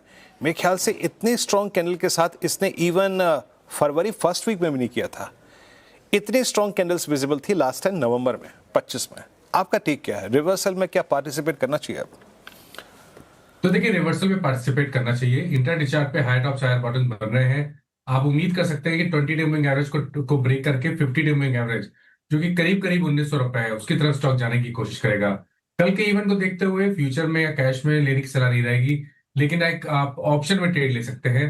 1820 वाला कॉल ऑप्शन जो करीब 47 रुपए पे ट्रेड हो रहा है, उसमें 29 रुपीज के स्टॉप लॉस एक पोजीशन ट्रेड ले और 100 रुपए के टारगेट सेट करें। ओके, भारतीय एयरटेल में आज अच्छा मूव्स हैं। 2% की तेजी के साथ तेज हाई पर कर रहा कारोबार। हालांकि इसमें काफ़ी गिरावट हुई है अपर साइड से। जब से भारतीय एयरटेल ने अनाउंस किया कि एनबीएफसी स्पेस में भी एंट्री लेगी, तब से हमने एक डेंट देखा है। लेकिन आज के सत्र में एक अच्छा मूव रखे रडार पर। लेकिन जुबिलेंट फूड लेकर आई स्क्रीन पर। आज 10.5% से ज़्यादा का डेंट इस पर्टिकुलर काउंटर में पड़ा है। Q4 अपडेट के बाद इंडिया बिजनेस कमज़ोर और 11% रिएक्शन आपके स्क्रीन पर। इस पर करेंगे आज बुल वर्सेस बेयर, आपका फेवरेट सेगमेंट। और आशीष बेयर बने, इजी होगा आशीष के लिए तो आज लेकिन चैलेंजिंग होने वाला है नुपुर के लिए, क्योंकि बुल बनी है नुपुर। तो शुरुआत कीजिए, कौन शुरुआत करेगा, बुल या बेयर? मैं एक मौका नुपुर को दे देता हूँ। आपको भी अपना विचार बदलना है? नहीं, विचार नहीं बदलना है। फ्राइडे को आपको पिज्जा भी खिलाऊंगी मैं। पहले मेरे तर्क तो सुन लीजिए आप के, तो आप पूरी तरह से कन्विंस भी हो जाएंगे। क्योंकि हम देखते हैं हर गली मोहल्ले के बाहर कोई भी QSR आता ना तो ज्यादा टिक नहीं पाता, लेकिन ये एक ऐसी कंपनी है जो 30 साल से बनी हुई और लार्जेस्ट QSR यहाँ पर है। थर्ड लार्जेस्ट है QSR फ्रेंचाइजी ऑपरेटर। देखें वर्ल्ड में तो थर्ड लार्जेस्ट स्टोर्स है कंपनी के पास, तो काफी बड़ा बेस है। आपके तर्क चल रहे स्क्रीन पर, लेकिन मैं आपको बता देती हूँ कि जितने भी नंबर्स आपके सामने आएंगे ना, डोमिनोज के 10 साल के average like for life growth देखे तो 5.5% की आपको नजर आएगी। तो ग्रोथ पोटेंशियल काफी है, हिस्टोरिकली बहुत अच्छा किया है। हो सकता है क्वार्टर ऊपर नीचे हो जाता है, लेकिन आगे का पोटेंशियल काफी स्ट्रॉन्ग। कौन सी आगे की पोटेंशियल? पिछला 1 साल देखिए। इनफैक्ट मैं बता रहा हूँ, पिछले 5 साल में इस स्टॉक ने 30% का नेगेटिव रिटर्न दिया है। अब बात करते हैं पिज्जा की। आप बता रहे कि दूसरे QSR टिक नहीं पाते, इनकी बिक्री कौन सी बढ़ रही है? अभी जो क्वार्टर का अपडेट आया, लाइक फॉर लाइक ग्रोथ, यानी जो पुराना स्टोर है वो कितना बेच रहा है, उसकी ग्रोथ आई है सिर्फ 0.2%। स्टैंड अलोन रेवेन्यू सिर्फ 6% बढ़ी है। पिज्जा अगर बिक भी रहा है तो इनका नहीं बिक रहा। पिज़्ज़ा तो बिक रहा है आशीष, क्योंकि 30 साल से कंपनी लगातार पिज़्ज़ा बेच रही है। इनफैक्ट कोई भी बहुत डिफिकल्ट होता है कंपनी के लिए ऐसे कारोबार में सस्टेन करना। और एबिटा का कैगर देखे पिछले 10 साल का तो 11.5% आपको दिखेगा। एक्सपेंशन काफ़ी स्ट्रॉन्ग कंपनी कर रही है। इंटरनेशनल ग्रोथ काफ़ी स्ट्रॉन्ग आई है इस कंपनी की। इनफैक्ट 19% की रेवेन्यू ग्रोथ इस क्वार्टर में की है, उसमें से मेजॉरिटी इनकी इंटरनेशनल ग्रोथ आती हुई दिखी है। 59% जंप इंटरनेशनल रेवेन्यूज़ में। और जो टर्की में और बांग्लादेश में जो कंपनी के स्टोर्स हैं वहां की लाइक फॉर लाइक ग्रोथ पे नजर डाल लीजिए, 9% की स्ट्रॉन्ग ग्रोथ आपको दिखेगी। अब कोई बड़े देश का नाम लेती तो मैं समझ भी लेता था। आप नाम ले रहे बांग्लादेश का, टर्की का। टर्की हाइपर इन्फ्लेशन है, वो क्या मतलब ग्रोथ आ भी गई तो कितना ही कंट्रीब्यूट कर देगी कंपनी के फाइनेंशियल्स में। इंडियंस ज़्यादा आजकल वहीं जाना पसंद करते हैं, इसलिए शायद ये ग्रोथ आ रही है। लेकिन आशीष, आप जैसे लोग जो हेल्दी खाना पसंद करते हैं वहाँ पर भी डिमांड स्ट्रॉन्ग है। साउडोर जैसे पिज़्ज़ा कंपनी के आते हुए दिखे। जो नए लॉन्चेस है ना 6-in-1 और साउडोर पिज़्ज़ा, इनकी डिमांड काफ़ी अच्छी है। और जेनजी और जेन अल्फा कोई भी उठा के देख लो, मास कम्युनिटी देख लो, Tier 2 Tier 3 सिटीज़ में जो कंपनी ने एक्सपेंशन किए हैं स्टोर के, वो तो मैक्वेरी के स्टोर एक्सपेंशन से भी ज़्यादा इस क्वार्टर में कंपनी कर ले। करीबन 52 स्टोर कंपनी खोले, एक्सपेक्टेशन 33 ही खोलेगी। तो आप समझ सकते हैं कि डिमांड तो है आशीष, बस एक आध क्वार्टर ऊपर नीचे खुलते जा रहे हैं तो कैनिबलाइजेशन हो रहा है। जो नया स्टोर है वो पुराने स्टोर की ग्रोथ खा रहा है और इसके चलते आप थोड़ी बहुत ग्रोथ दिखा रहे हैं, लेकिन एक्चुअल रेवेन्यू ग्रोथ यहाँ पर आ नहीं रही नुपुर। इसके लिए स्टॉक नहीं चल रहा है।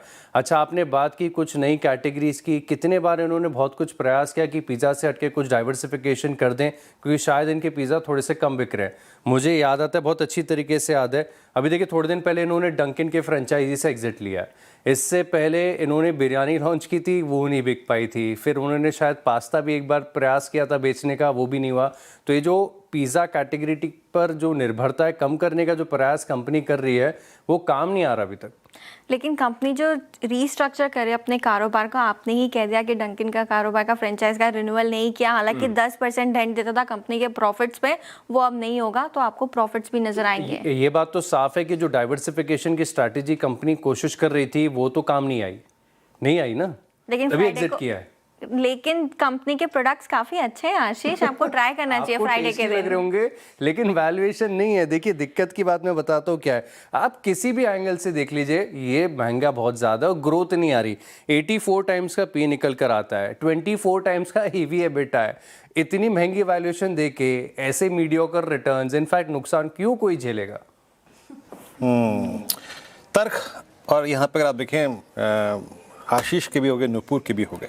एक बार जरा प्राइस वाइज समझते हैं, और मैं तो ये मानता हूँ आशीष, मैं तो ये मानता हूँ नुपुर, कि अगर किसी कंपनी को आंकना हो तो अपनी हैबिट को समझ लो। आपकी हैबिट क्या कहती है, मैं आता हूँ उस पर। इसका 2021 का हाई था 901, नाउ इट्स 405, यानी 50% रिट्रेसमेंट इन 5 ईयर। पर एक काम करते हैं, बिहेवियर की बात करते हैं। श्रेया ये बताओ, लास्ट टाइम पिज़्ज़ा कब खाया था, कितना खाती हो, या फिर पिज़्ज़ा नहीं खाती हो तो फिर क्या खाती हो? सर एक्चुअली बताऊँ तो पिज़्ज़ा मुझे कुछ खास पसंद नहीं आता, और अगर पिज़्ज़ा खाना भी हो once in a blue moon तो मैं शायद डोमिनोज ना चुनूं, क्योंकि इनका पिज़्ज़ा कुछ खास होता नहीं है सर, एकदम बिल्कुल भी बेस्वाद लगता है मुझे। तो वैसे तो पिज़्ज़ा पसंद ही नहीं है मुझे। और इनफैक्ट एक और रिपोर्ट आज मैं पढ़ रही थी, क्योंकि आज वर्ल्ड हेल्थ डे है, तो प्रैक्टो की रिपोर्ट आई थी और लोग अपने लाइफस्टाइल को लेकर बहुत ही सीरियस हो रहे हैं टियर 2 सिटीज़ वगैरह में, तो वो जंक अवॉइड कर रहे हैं। अब तो पता नहीं पिज़्ज़ा का नंबर कब आएगा। हाँ, एक चीज़ मैंने देखी नुपुर, क्या ना, जो अनऑर्गेनाइज मार्केट है, स्पेशली मैं अपनी सोसाइटी, मैं अपने नोएडा के आपको बताता हूँ। पोस्ट कोविड क्या हुआ, जो अनऑर्गेनाइज मार्केट है, जो आपके घर के आगे आसपास अगर आप देखें मार्केट्स लगती हैं, उसमें पिज़्ज़ाज का जो चलन है ना वो बढ़ गया है। और वो भी बहुत ऑर्गेनाइज्ड वे में अगर आप देखें आपको पिज़्ज़ा सर्व करते हैं। तो एक तो वो टक्कर, और आपने बिल्कुल सही कहा, लोगों का प्रचलन पिज़्ज़ा की तरफ थोड़ा कम हो गया। इवन मैं अपनी बेटी से अगर पूछूं कि पिज़्ज़ा खाओगे तो ये नहीं। और जो आशीष ने बात कही कि अपनी बिरयानी पर भी डिलीवर नहीं कर पाए, आशीष स्टैट्स क्या आपके पास? मतलब मुझे याद है अच्छी तरीके से 2021 में इन्होंने लॉन्च की थी बिरयानी अपने गुड़गांव के स्टोर से, वो भी नहीं शूटअप कर पाई ना? बिल्कुल नहीं शूटअप कर पाई, बिरयानी नहीं कर पाई है। उसके अलावा इनका एक और वेंचर था पोपॉयज के फ्राइड चिकन का, हाँ। उसने भी देखे तो कंपनी की ग्रोथ और फाइनेंशियल्स में कोई खास योगदान नहीं दिया। आपने भी शायद बहुत कम ही स्टोर्स देखे होंगे उसके। पोपॉयज उन्होंने शुरू किया था चांदनी चौक से या फिर जामा मस्जिद के पास पहला स्टोर, और वो सबसे गलत जगह थी। अगर आप जामा मस्जिद जाएंगे तो आप कहाँ से चिकन खाएंगे, पोपॉयज से थोड़ी खाएंगे। अच्छा, वो गलत बात थी। और एक बात और है ना, हाँ बिल्कुल, शहर ने समझ लिया, शहर दिल्ली की ना समझ गई। और एक और चीज़, अगर आप बिरयानी डिलीवर नहीं कर पा रहे हैं ना, आज की तारीख में आप जोमेटो से पूछ लीजिए, स्विगी से पूछ लीजिए, सबसे नंबर 1 प्रोडक्ट है बिरयानी। अगर आप वो भी नहीं बेच पा रहे हैं तो दिक्कत है। तो मैं आज आशीष के साथ हूँ, सॉरी नुपुर। +1 मैं भी आशीष के साथ। ओके, एनीवे ये बातचीत बहुत अच्छी रही, बट एक काम करते हैं, नुपुर से क्लोजिंग रिमार्क्स लेते हैं। नुपुर कितना खाती हैं pizza? Once in a blue moon तो खा ही लेती हूँ मैं पिज़्ज़ा, और आशीष को भी अगली बार ट्रीट दे दूंगी।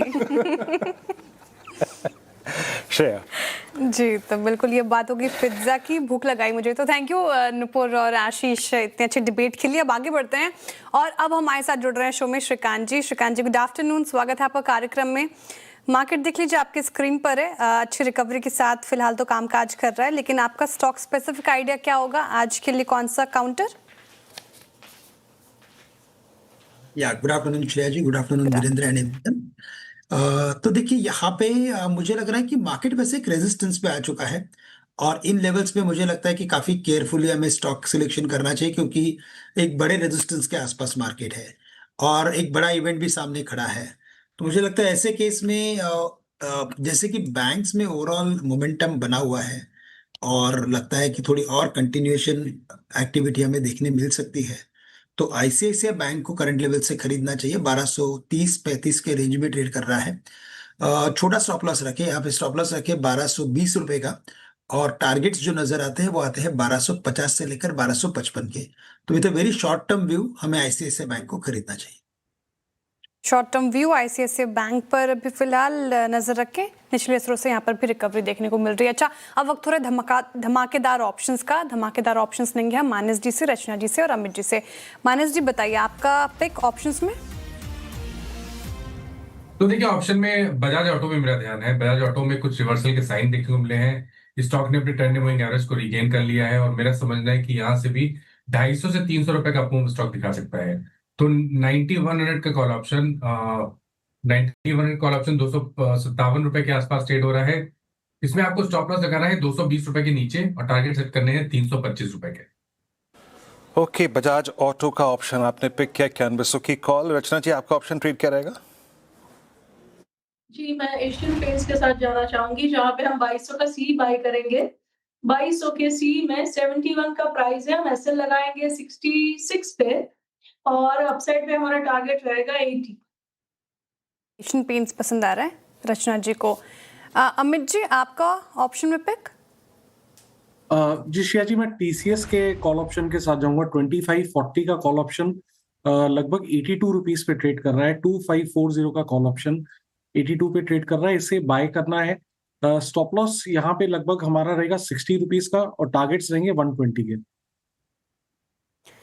ओके, तो ये 3 ट्रेड्स हो गए ऑप्शंस में। टीसीएस, एशियन पेंट्स और बजाज ऑटो रखे रडार पर। डिस्क्लेमर प्लेट आपके स्क्रीन पर आएगा। कुछ और काउंटर्स की बात करते हैं जो आज दमखम दिखा रहे हैं, क्योंकि देखिए निचले स्रोत से तो अच्छी रिकवरी है। हमने आईटी स्पेस की अच्छी तरीके से बात कर ली, लेकिन एक बार सुप्रीम इंडस्ट्रीज लेकर आइएगा स्क्रीन पर। सुप्रीम इंडस्ट्रीज आज लगातार 3 दिन के टूटने के बाद आज इसमें स्ट्रेंथ देखने को मिल रही है और डेज हाई पर कर रहा है कारोबार। इसने भी अगर देखें तो 1 महीने में ज़्यादा गिरावट नहीं दिखाई है in comparison to different stocks. तो करना क्या सुप्रीम इंडस्ट्रीज में, ये समझ लेते हैं कविता जी से। कविता जी, डेज हाई पर कर रहा है कारोबार, डेज हाई के आसपास मान लीजिए, अच्छी तेजी के साथ क्या बेट लगाना चाहिए इस पर्टिकुलर काउंटर में? श्रेया, सुप्रीम इंडस्ट्री पिछले 3 दिन से कोशिश जरूर कर रहा है, लेकिन एक बहुत इंपॉर्टेंट रेजिस्टेंस लेवल पर एज ऑफ नाउ काउंटर खड़ा है। अगर मैं वीकली चार्ट देखूं तो वहाँ एक स्पिनिंग टॉप फॉर्मेशन है, लास्ट वीक का है, और वेयर इज 20 EMA पर जाकर अभी ये ट्रेड करते हुए दिख रहा है। मुझे लगता है 3800 के ऊपर जाकर अगर सस्टेन रहता है देन ये फर्दर अपसाइड मूव के लिए आगे बढ़ता हुआ दिखेगा अराउंड 3860 3900 के लेवल की तरफ। तो जिनकी पोजिशनिंग अगर है तो उन्हें एक ट्रेलिंग स्टॉप लॉस मेंटेन करना चाहिए, दैट इज ऑफ 3740 के स्टॉप लॉस के साथ अपनी पोजीशन में बने रहें। न्यू पोजीशन 3800 के ऊपर ही लेनी चाहिए। ओके, सुप्रीम इंडस्ट्रीज 3769 पे आप देखेंगे आपका ऑप्शन ट्रेड है। और अब ऑप्शन ट्रेड्स के बाद एक बार हल्का सा निफ्टी को देखते हैं। इट्स 23011, तो मोर और लेस शायद 23,000 के आसपास we are heading for this expiry, पर ये अच्छा क्लोज होगा। खैर, मैं अब थोड़ा सा विषय को मोड़ता हूँ और याद रखिएगा ये युद्ध जो कि इस वक्त अपने चरम पे, और लेट्स सी मंगलवार की सुबह जो यूएस के मुताबिक डेडलाइन है उनके इंफ्रास्ट्रक्चर पे स्ट्राइक करने वाली खबर जो थी वो अभी तो प्ले आउट करनी है। ये दिक्कत का सबब है, ये हमारे पूरे, अगर आप देखें उद्योग जगत के लिए, सरकार का अगर आप देखें जो पूरा तंत्र है इस वक्त, पूरी मशीनरी जो है वो इंडस्ट्रीज का आकलन कर रही है, किस पे कितना प्रभाव पड़ा है, किसको एक राहत पैकेज की ज़रूरत है, किसके कच्चे माल और किसके मार्केट पे इम्पैक्ट पड़ा है। आइए बात करते हैं आलोक से। आलोक, बताइए कि इस वक्त क्या तैयारी है, किन किन सेक्टर्स को राहत और एक आर्थिक पैकेज की ज़रूरत महसूस हो रही है जो सरकार इस वक्त आकलन कर रही है? बिल्कुल, देखिए इंडस्ट्री की तरफ से लगातार मांगे सरकार और खास तौर से जो संबंधित मंत्रालय हैं वहाँ पहुँच रही हैं। इस बीच में जो हमें सरकारी सूत्रों से जानकारी मिली है कि DPIT यानी कि जो वाणिज्य मंत्रालय का एक डिपार्टमेंट है उसने 7 की सेक्टर्स के लिए रिकमेंडेशंस अपनी वित्त मंत्रालय को भेजी है। वित्त मंत्रालय इन की रिकमेंडेशंस पर विचार कर रहा है और जल्द ही इस पर फैसला लेगा। जो 7 की इंडस्ट्रीज जिसका सिलेक्शन या जिसको फोकस में रखा जा रहा है उसमें जो हमें सूत्रों जानकारी मिली है कि इसमें खासतौर से textile, pharma, agri and food processing, gems and jewellery, engineering goods जैसे जो सेक्टर्स हैं जो खासतौर से काफ़ी इम्पैक्ट हो रहा है इनके रॉ मटेरियल की वजह से, उनको राहत दिया जा सकता है। इसमें आपने देखा होगा कि हाल ही में कई सारे कच्चे माल पर इंपोर्ट ड्यूटी में कटौती हुई थी। ये प्रोसेस आगे भी जारी रहेगी। कई सारे और भी इंपोर्ट कच्चे माल हैं जिन पर इंपोर्ट ड्यूटी आने वाले दिनों में घट सकती है या हट सकती है। दूसरा है कि जो इंश्योरेंस है, जो एक्सपोर्ट में जो इंश्योरेंस होता है, उसके लिए सरकार एक प्लान बना रही है कि किस तरह से इसको सोवरेन गारंटी दिया जा सके। जो इंश्योरेंस के कॉस्ट और फ्रेट के चार्जेस जो काफ़ी बढ़े हुए हैं इस वक्त। इसके अलावा कई तरह के और भी जो फिस्कल यानी कि आर्थिक फाइनेंशियली तौर पे जो सपोर्ट देने के लिए सरकार ने कोशिश की है। कुछ सेक्टर्स को एमएसएमई के लिए हाल ही में ऐलान किया था क्रेडिट गारंटी स्कीम। उस तरह से इंडस्ट्री के लिए भी कुछ ऐसा फिस्कल पैकेज जैसा कुछ ऐलान करने पर विचार कर रही है। तो वित्त मंत्रालय जो हमें सोर्स से जानकारी मिली कि लगातार इसका आकलन कर रही है और जैसे जैसे ज़रूरत उसको लगेगी वैसे इस जो पैकेज है इसका ऐलान किया जाएगा। पहले भी कई सारे ऐलान हो चुके हैं और आने वाले दिनों में भी इन तमाम सेक्टर्स के लिए ऐलान हो सकते हैं।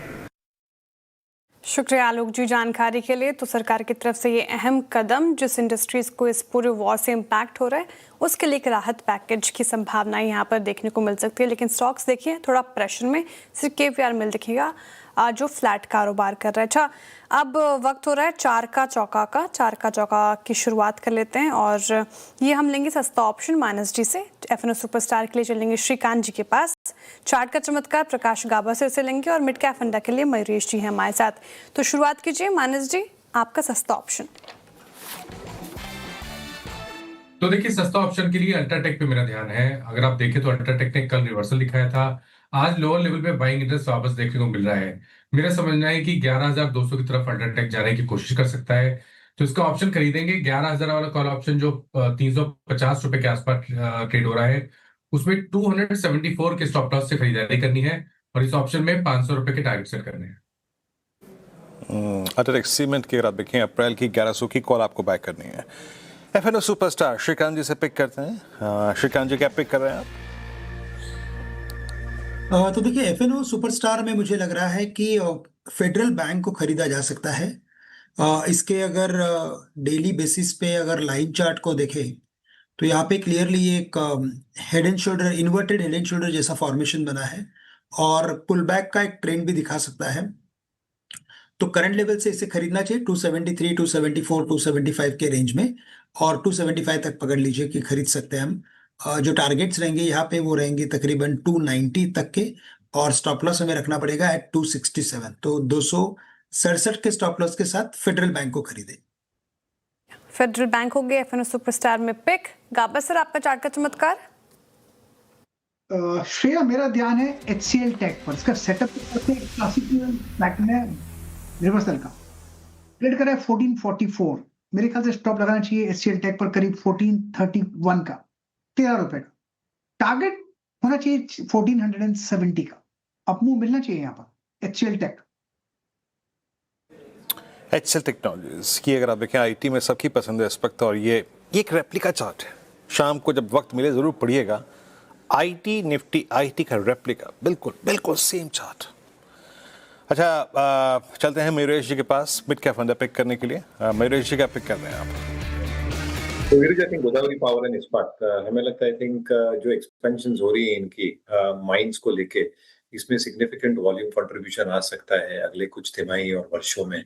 दूसरा आई थिंक जो इन्होंने एक स्टेक सेल किया है इनकी स्टील सब्सिडरी में, उससे आई थिंक उनको 90 करोड़ आएंगे। ऑलरेडी दे आर कैश रहे, 400 करोड़ के ऊपर कैश इनकी है। अच्छा खासा केपेक्स करके भी they are maintaining a very very healthy cash and bank balance. जो इनका पेलेट पोर्टफोलियो है, स्पॉन्जा का पोर्टफोलियो है, बिलेट के रियलाइजेशंस है, फेरोल ऑयल्स के रियलाइजेशन है। मुझे लगता है आई थिंक एक जो प्रॉक्सी प्ले होती है पूरे मेटल्स के लिए, माइनिंग सेक्टर पूरा का पूरा फोकस पे रहना चाहिए।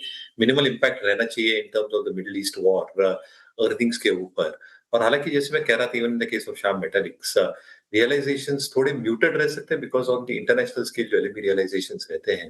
डोमेस्टिक डिमांड और ड्राइवर्स बहुत स्ट्रांग रहेंगे जो वॉल्यूम्स को सपोर्ट करेंगे। और ऐसे मार्केट सिचुएशन में मुझे लगता है आई थिंक जो गवर्नमेंट केपेक्स है इन एरियाज लाइक पावर हो, डेटा सेंटर्स हो, आई थिंक केपेक्स पब्लिक और प्राइवेट कंटिन्यू रहेगा जो सपोर्ट करेगा पूरी मैकेनिज्म को। जो बैकवर्ड इंटीग्रेटेड प्लेयर्स हैं जिनके लिए अर्निंग्स का एक बहुत बड़ा प्रभाव आ सकता है नंबर्स के ऊपर। क्लियर डिस्क्लेमर, रेटिंग्स और रैंकिंग्स के हिसाब से हमने स्टॉक हमारे मॉडल पोर्टफोलियोज में इंक्लूड किया है, क्लाइंट्स की इस पे पोजीशनिंग हो सकती है। ठीक है, गोदावरी पावर एंड इस्पात इसने अच्छा परफॉर्म भी किया है पिछले कुछ सत्रों से और आज भी रडार पर है मयूरेश जी की तरफ से। मीडियम से लेके लॉन्ग पर्सपेक्टिव से आप इसको रख सकते हैं अपने फोकस में। एक फटाफट से रिकैप चार का चौका का हमने शुरुआत की सस्ता ऑप्शन के साथ, मानस जी की तरफ से आया अल्ट्राटेक सीमेंट, यहाँ पर थोड़ा मूव देखने को मिल रहा है, 500 के टारगेट एक्सपेक्टेड है, आपको स्टॉप लॉस 274 का लगाना है। एफएनओ सुपरस्टार के लिए आया है फेडरल बैंक, यहाँ पर खरीदारी की राय है। श्रीकांत जी की तरफ से 290 की टारगेट है, 267 का स्टॉप लॉस लगाने की बात कही गई है। गाबा से कह रहे कि आईटी स्पेस के एचसीएल टेक के साथ जाएंगे, 1470 की टारगेट देख रहे हैं वो, 1431 का स्टॉप लॉस लगाने की बात कही गई। और मिड कैप फंडा के लिए अभी मयूरेश जी ने गोदावरी पावर एंड इस्पात चुना है, खरीदारी की राय इनकी तरफ से आती हुई। अच्छा, मैं कुछ काउंटर्स देख रही थी जिसने आज के सत्र में थोड़ा निराश किया है। जुबिलेंट की तो हमने बात की, बैंक इंडिया भी हमने बात की, लेकिन एक बार पीजी इलेक्ट्रोप्लास्ट लेकर आई है स्क्रीन पर। और कल ईएमएस स्पेस ने निचले स्तरों से अच्छी रिकवरी दिखाने की कोशिश की थी, जहां डिक्सन इन ग्रीन कारोबार कर रहा है, हालांकि उतनी बढ़ोतरी इसमें भी नहीं है। एम्बर फ्लैट कारोबार करता हुआ नजर आएगा, लेकिन पीजी इलेक्ट्रोप्लास्ट करीब 3.4% नीचे कामकाज करता हुआ। श्रीकांत जी, ईएमएस स्पेस का ये काउंटर कैसा लगता है आपको? पीजी इलेक्ट्रोप्लास्ट काफी पेन हमने देखा है इस पर्टिकुलर काउंटर में, इस गिरावट में खरीदेंगे या फिर अभी अवॉइड है? तो देखिए, यहाँ पे जो गिरावट बनी है वो काफी सब्सटैंशियल है, और अगर इसके टेक्निकल फॉर्मेशन को भी देखें तो इसमें एक बात क्लियर है कि इसमें अच्छा खासा डिस्ट्रीब्यूशन हुआ है। हर एक स्टेज में इसमें डिस्ट्रीब्यूशन हुआ है, और स्टॉक अभी मुझे लग रहा है कि यहाँ से भी और गिरावट बढ़ा सकता है। जो इम्पोर्टेंट लेवल्स थे वो तकरीबन मैं कहूँगा कि 490 के करीब के थे।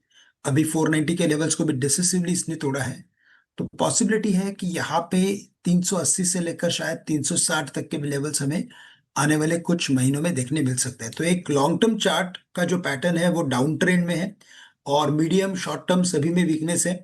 तो करंट लेवल से मैं कहूँगा कि इससे बचे रहे, इससे दूर रहे।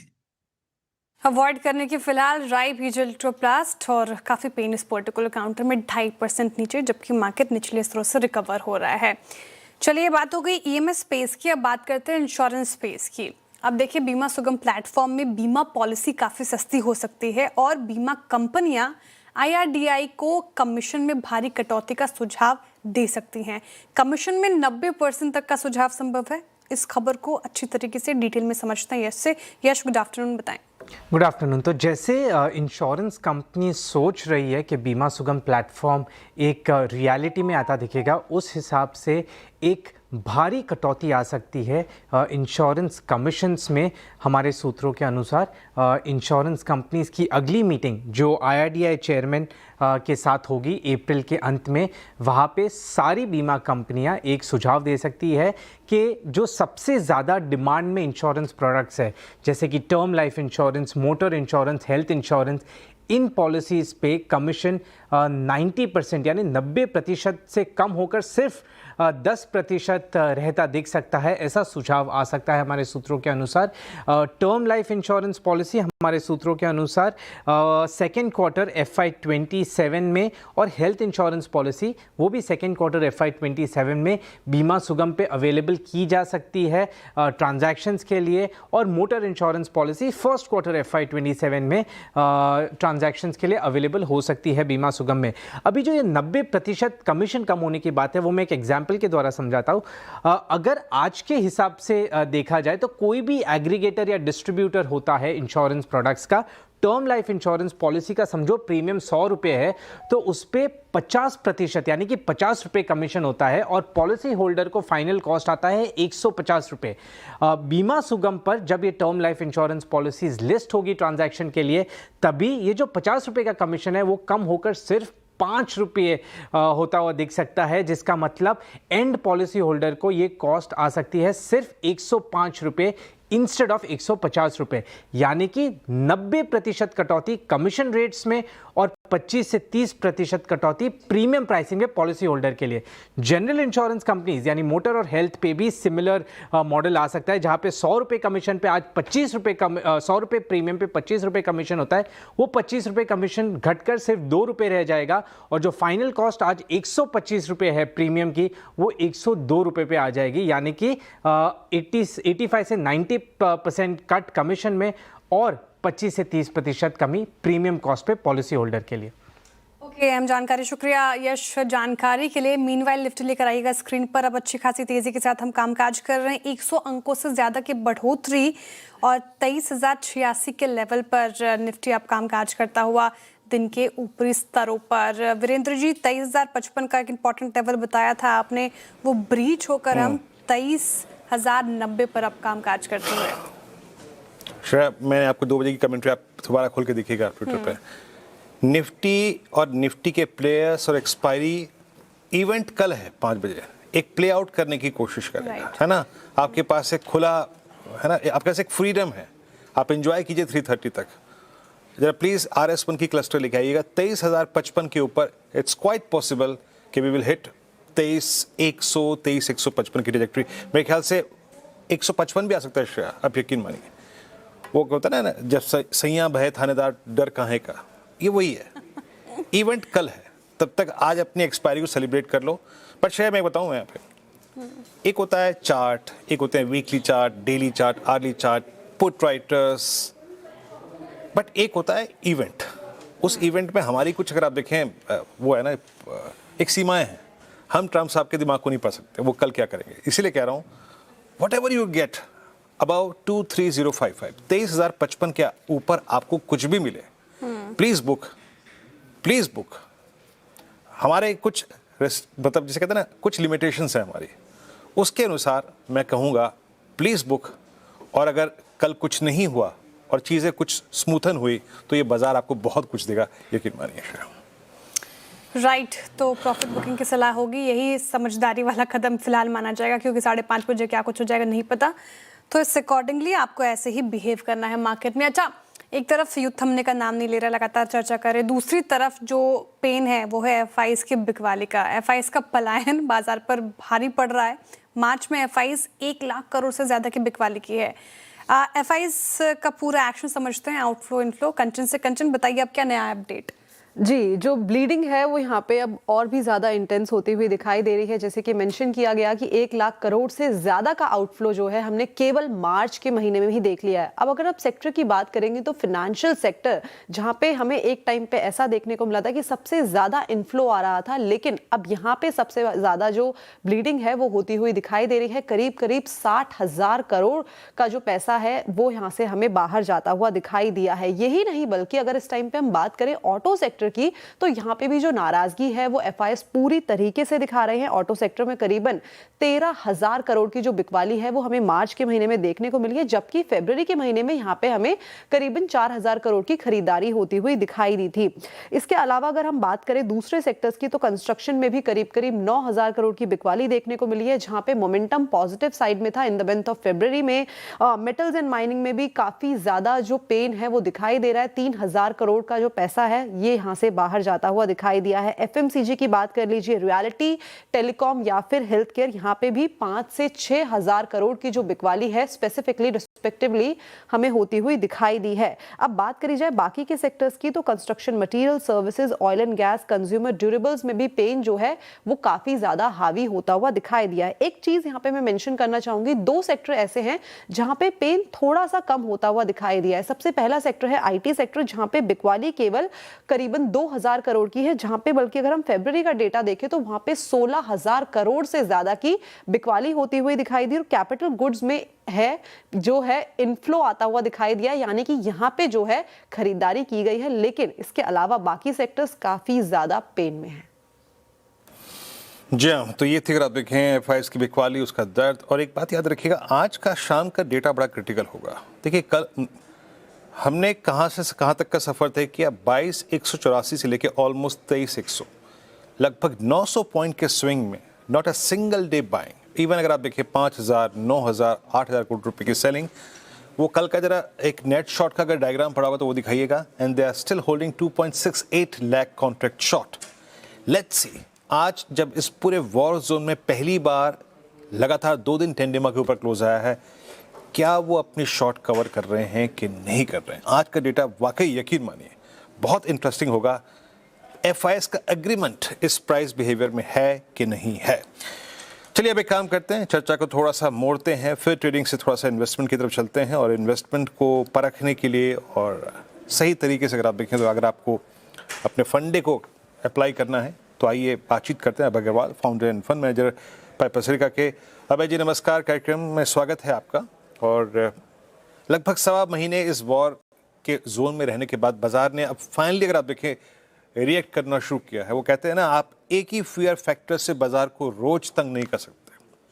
बाजार ने धीरे धीरे अगर आप देखें इन सर्कमस्टेंसेस में जीना सीख लिया है। बट टसल ना इस बात को लेकर है कि इस शख्स को अंडर एस्टिमेट करना बहुत गलत होगा।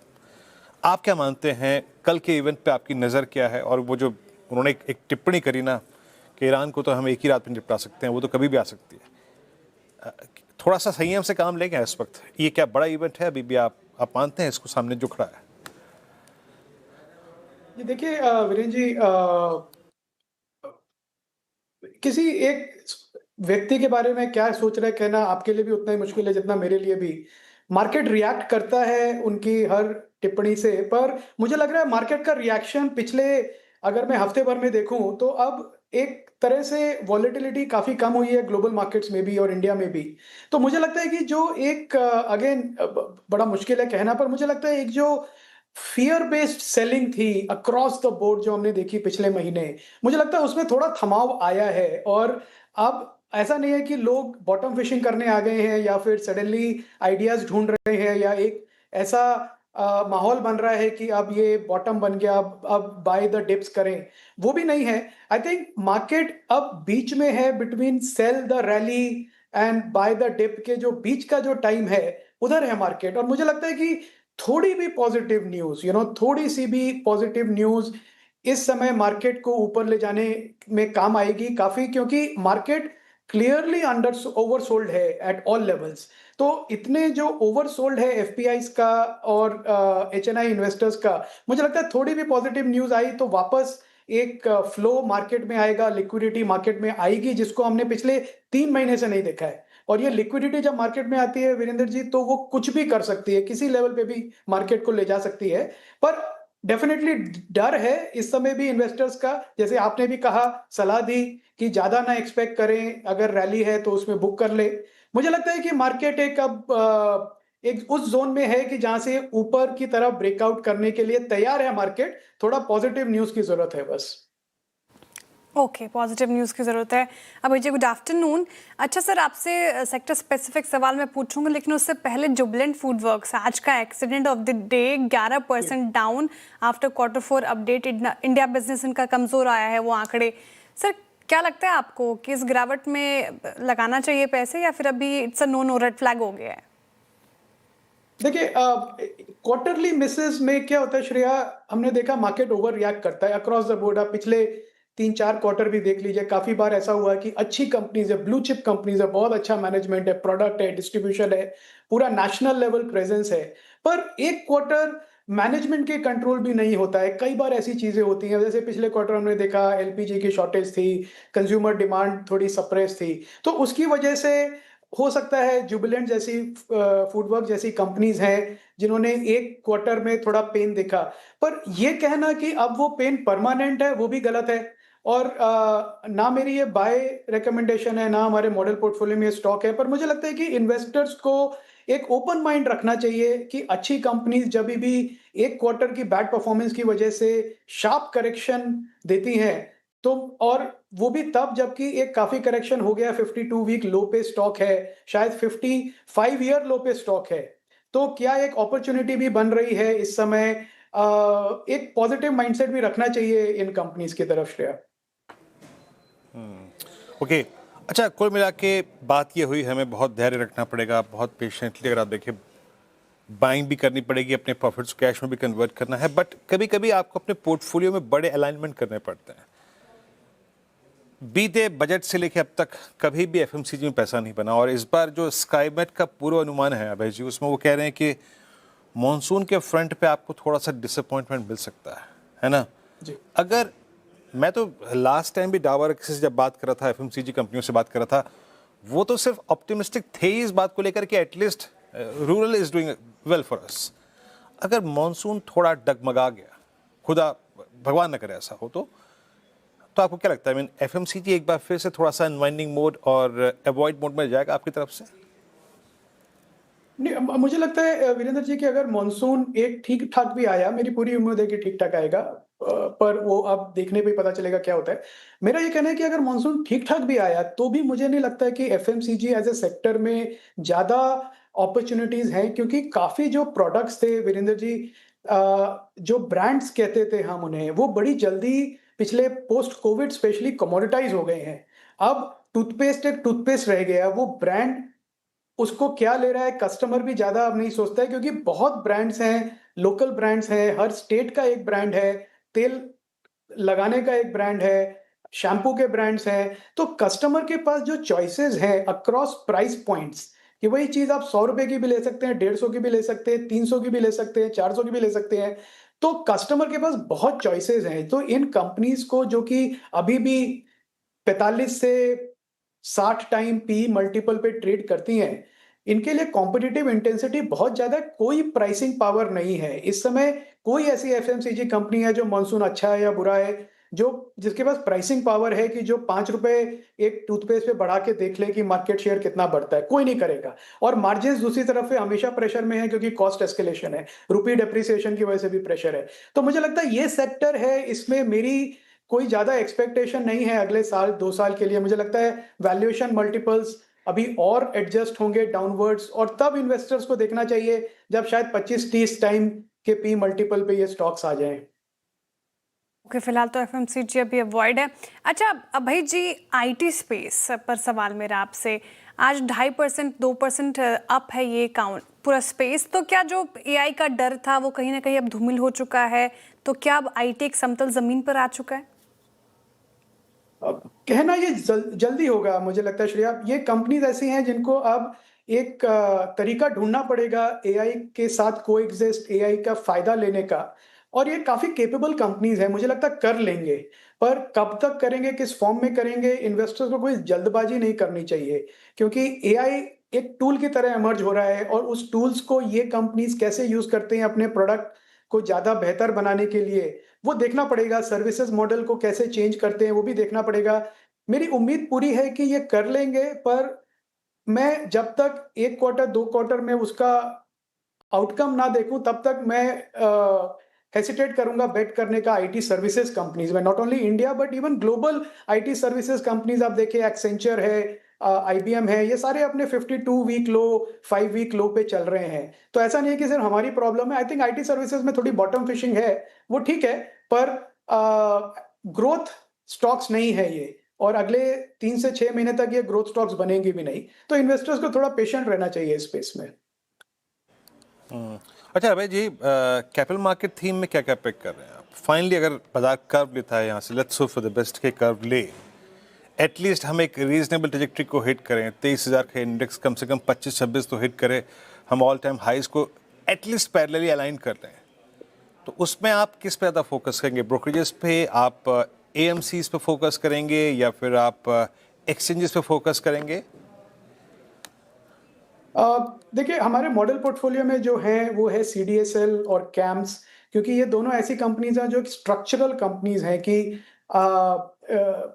एएमसीज को कैम्स की जरूरत है, ब्रोकरेजेस को सीडीएसएल की जरूरत है। तो ये इंफ्रास्ट्रक्चर कंपनीज हैं, कैपिटल मार्केट इंफ्रास्ट्रक्चर कंपनीज, जो कि ग्रोथ में भी रहेंगी और अच्छे वैल्यू जोन में भी हैं। उसके ऊपर मुझे लगता है एक्सचेंजेस जो हैं, अभी एनएसई का जब आईपीओ आएगा तो उसके बाद क्या जो अभी एक स्केर्सिटी है एक्सचेंजेस की वो कम होगी। तो आई थिंक एक्सचेंजेस की मैं वेट करूंगा एनएसई के आईपीओ के आने की, और उसके बाद डिसाइड करने का। और जो ब्रोकरेजेस हैं, ब्रोकरेजेस में आई थिंक अच्छी अपॉर्चुनिटी है, पर वो बहुत कॉम्पिटिटिव मार्केट भी हो गया है, तो उसको भी देखना पड़ेगा। अभी हमारे पोर्टफोलियो में कोई भी ब्रोकरेज नहीं है मॉडल पोर्टफोलियो में, पर जो मुझे लगता है कैम्स और सीडीएसएल एक अच्छी अपॉर्चुनिटी है इन्वेस्टर्स के लिए। अच्छा अभय जी, Q4 अपडेट आई नायका के काफ़ी अच्छे आए और स्टॉक ने रिएक्ट भी किया कल, लेकिन आज फिर से बैकफुट पर। ये न्यू एज स्टॉक्स में क्या स्टॉक स्पेसिफिक अप्रोच ही आप अपना रहे हैं? कैसे लगे आपको Q4 अपडेट नायका के? श्रेया, एक तो इनको ना अब न्यू एज स्टॉक कहना मुश्किल है क्योंकि इतनी कंपनीज 14-15 साल से एग्जिस्टेंस में है, तो न्यू एज नहीं है, पर आई थिंक इन्होंने बहुत अच्छा प्रेजेंस बनाया है और एक मार्केट इंडस्ट्री जिसमें कि विनर टेक ऑल हो जाता है, उस स्पेस में है नायका और उसके जैसी कंपनी जो रिसेंट लिस्टिंग्स भी हुई थी। अगेन नाम बताने के लिए आपको सिर्फ कह रहा हूँ, मेरी बाय रिकमेंडेशन नहीं है, पर जैसे मीशो, ग्रो, लेंसकार्ट, ये काफ़ी कंपनीज लिस्ट हुई जो कि एक ई कॉमर्स प्ले है using technology and wide distribution. Definitely इनका वॉल्यूम ग्रोथ भी होगा, इनकी प्रॉफिटेबिलिटी भी बढ़ेगी क्योंकि ये एक राइट मैक्रो एनवायरनमेंट में काम कर रहे हैं जहाँ की डिमांड इनकी तरफ माइग्रेट होगी। एट द सेम टाइम कई बार क्या होता है, कंपनीज अच्छी हैं, ग्रोथ भी अच्छा है, पर वैल्यूएशन अच्छी नहीं है। मुझे लगता है ये कंपनीज अभी भी हाई प्राइस्ड हैं। जिस तरह का इनका ग्रोथ है अगले 3-4 साल का, वो ऑलरेडी वेल प्राइस्ड इन है इन द स्टॉक प्राइस। तो अगर ये ग्रोथ आएगा भी तो शेयर होल्डर्स की रिटर्न नहीं बनेगी, ऐसा मेरा डर है। और जैसा हमने देखा एफएमसीजी में, श्रेयस इसकी बात कर रहे थे कि 5 साल से रिटर्न नहीं बना है क्योंकि स्टॉक्स इतने ओवर प्राइस्ड हैं। तो उसी तरह मुझे लगता है ये जो new age e commerce companies हैं, इंटरनेट बेस्ड कंपनीज हैं, इनमें भी यही प्रॉब्लम है कि ऑलरेडी ओवरबॉट है। ये ओवरबॉट की वजह से वैल्यूएशन बहुत हाई है। तो इन्वेस्टर्स को इस बात का ध्यान रखना पड़ेगा कि आप अच्छी कंपनीज खरीद रहे हैं, पर रिटर्न बनेगा कि नहीं अगले 3 साल में। देखिए अभय जी, दिक्कत ये है ना, श्रेया शेयर तो नहीं खरीदती, म्यूचुअल फंड ही निवेश करती होगी, लेकिन टाइम स्पेंड या सैलरी स्पेंड जितनी करती हैं नायका के शोरूम में, वो सोच रही है ये स्टॉक क्यों नहीं चल रहा है ना, ये दिक्कत हो सकती है। आप और मैं समझ सकते हैं, श्रेया को समझ में नहीं आ रहा है, है ना? वीरेंद्र जी, मुझे लगता है आप फिजिक्स वाला पे ज्यादा स्पेंड करते हैं टाइम। नहीं, फिजिक्स से सर मैं दूरी मेंटेन करता हूँ। अपनी तो फीस माफ थी फिजिक्स की, आप यकीन मानिए।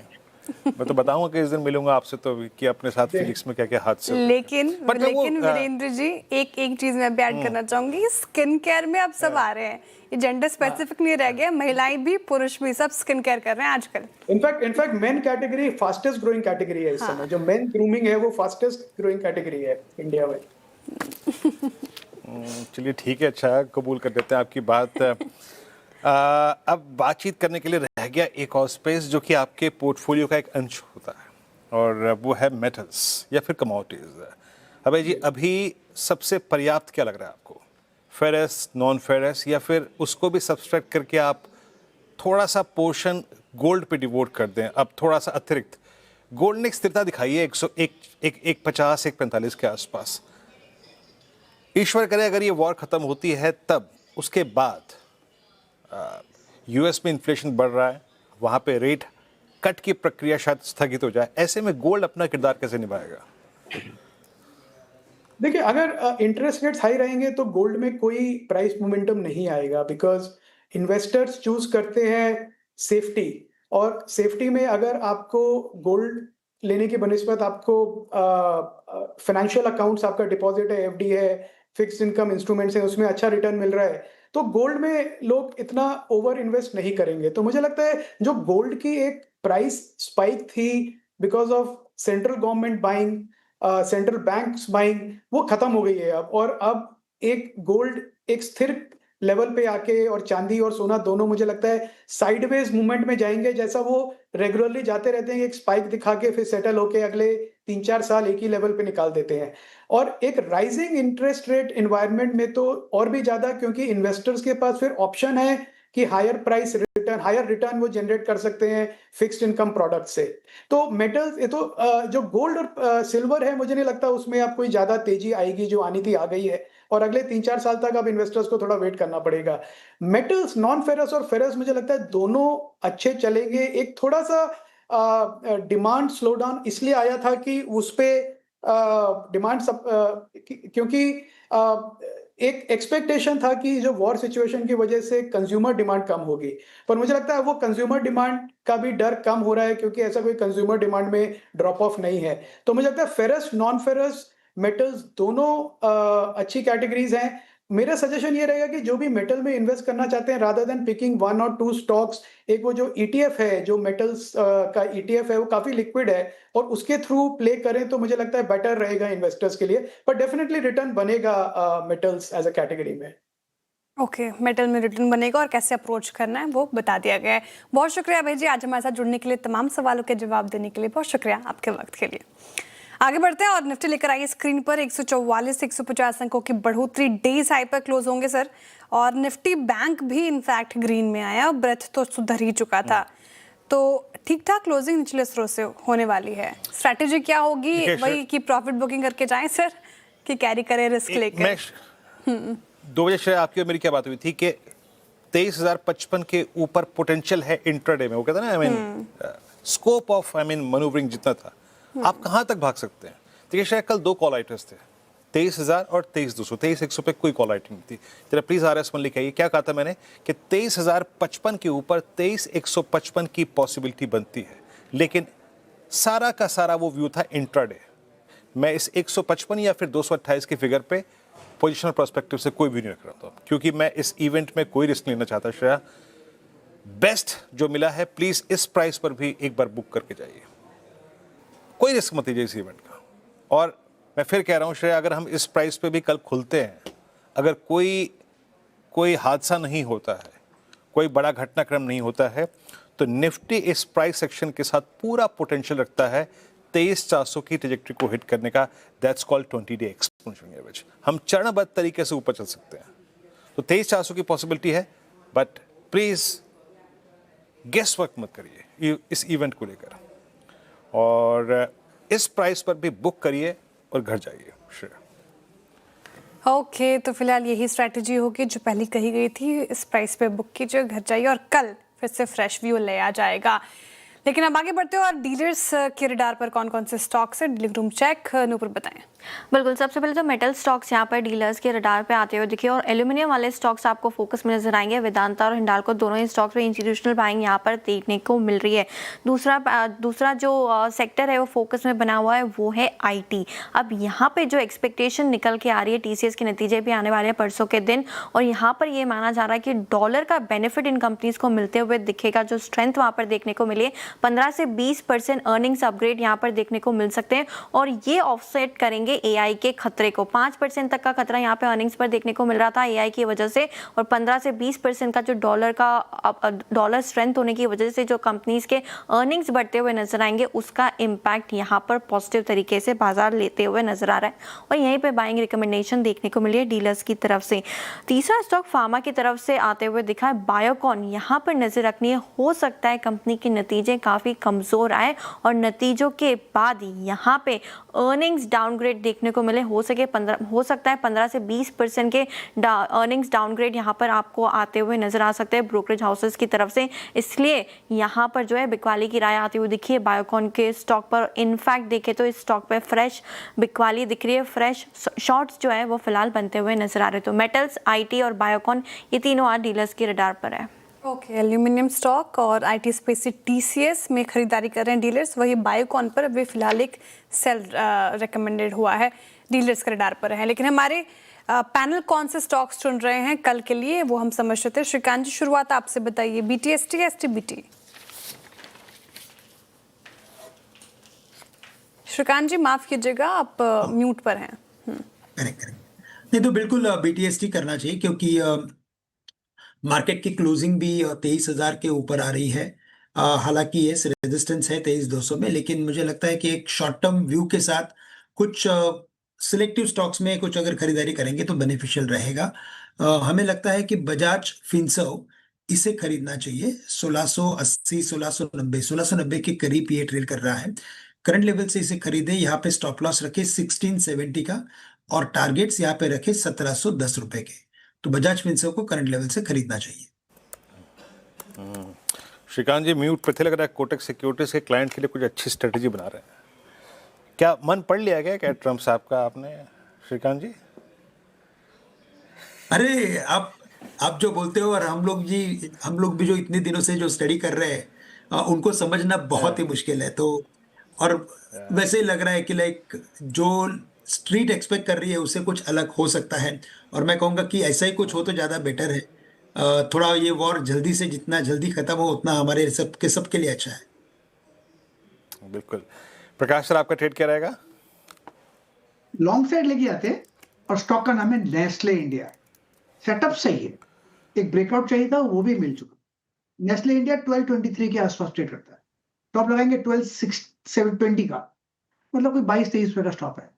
टारगेट रहेगा करीब 1240, 1240 का नेस्ले इंडिया।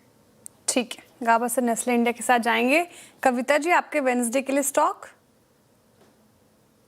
श्रेया आईटी से लेकर जाएंगे कोफोर्ज को, 1229 के लेवल पर है, अंटिल काउंटर 1215 के लेवल के ऊपर मेंटेन है, पॉसिबल मूव 1270 1300 तक बनते हुए दिखते हैं। ओके, 1229 पे आपका बाय कॉल कोफोर्ज। रचना जी, आपका ट्रेड?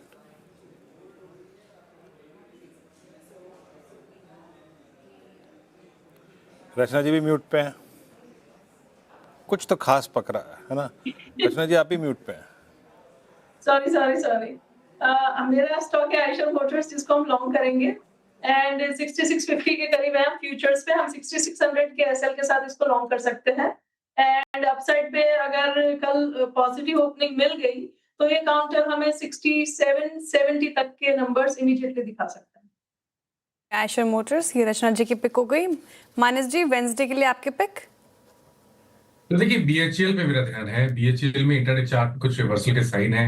10 मूविंग एवरेज के ऊपर स्टॉक क्लोज हो रहा है, तो जो रीसेंट हाई था 265 रुपए का, उसको स्टॉक टेस्ट कर सकता है। तो बीएचईएल के फ्यूचर में खरीदारी करेंगे और 249.90 के स्टॉप लॉस से खरीदारी करनी है और 265 के टारगेट सेट करना। ओके, बीएचईएल 253 पे आपका बाय कॉल। अमित जी, आपका ट्रेड क्या रहेगा? दिलीप जी, टाटा स्टील के साथ जाऊंगा। टाटा स्टील ने इस सारी वोलेटिलिटी में 190 195 के लेवल्स और अपना 10 20 50 डेमा काफी अच्छे से होल्ड किया है। आज के सत्र में यहाँ पे हम मूव देख रहे हैं और स्टॉक ने अपना near term moving averages cross किए हैं, तो इसे बाय करना है।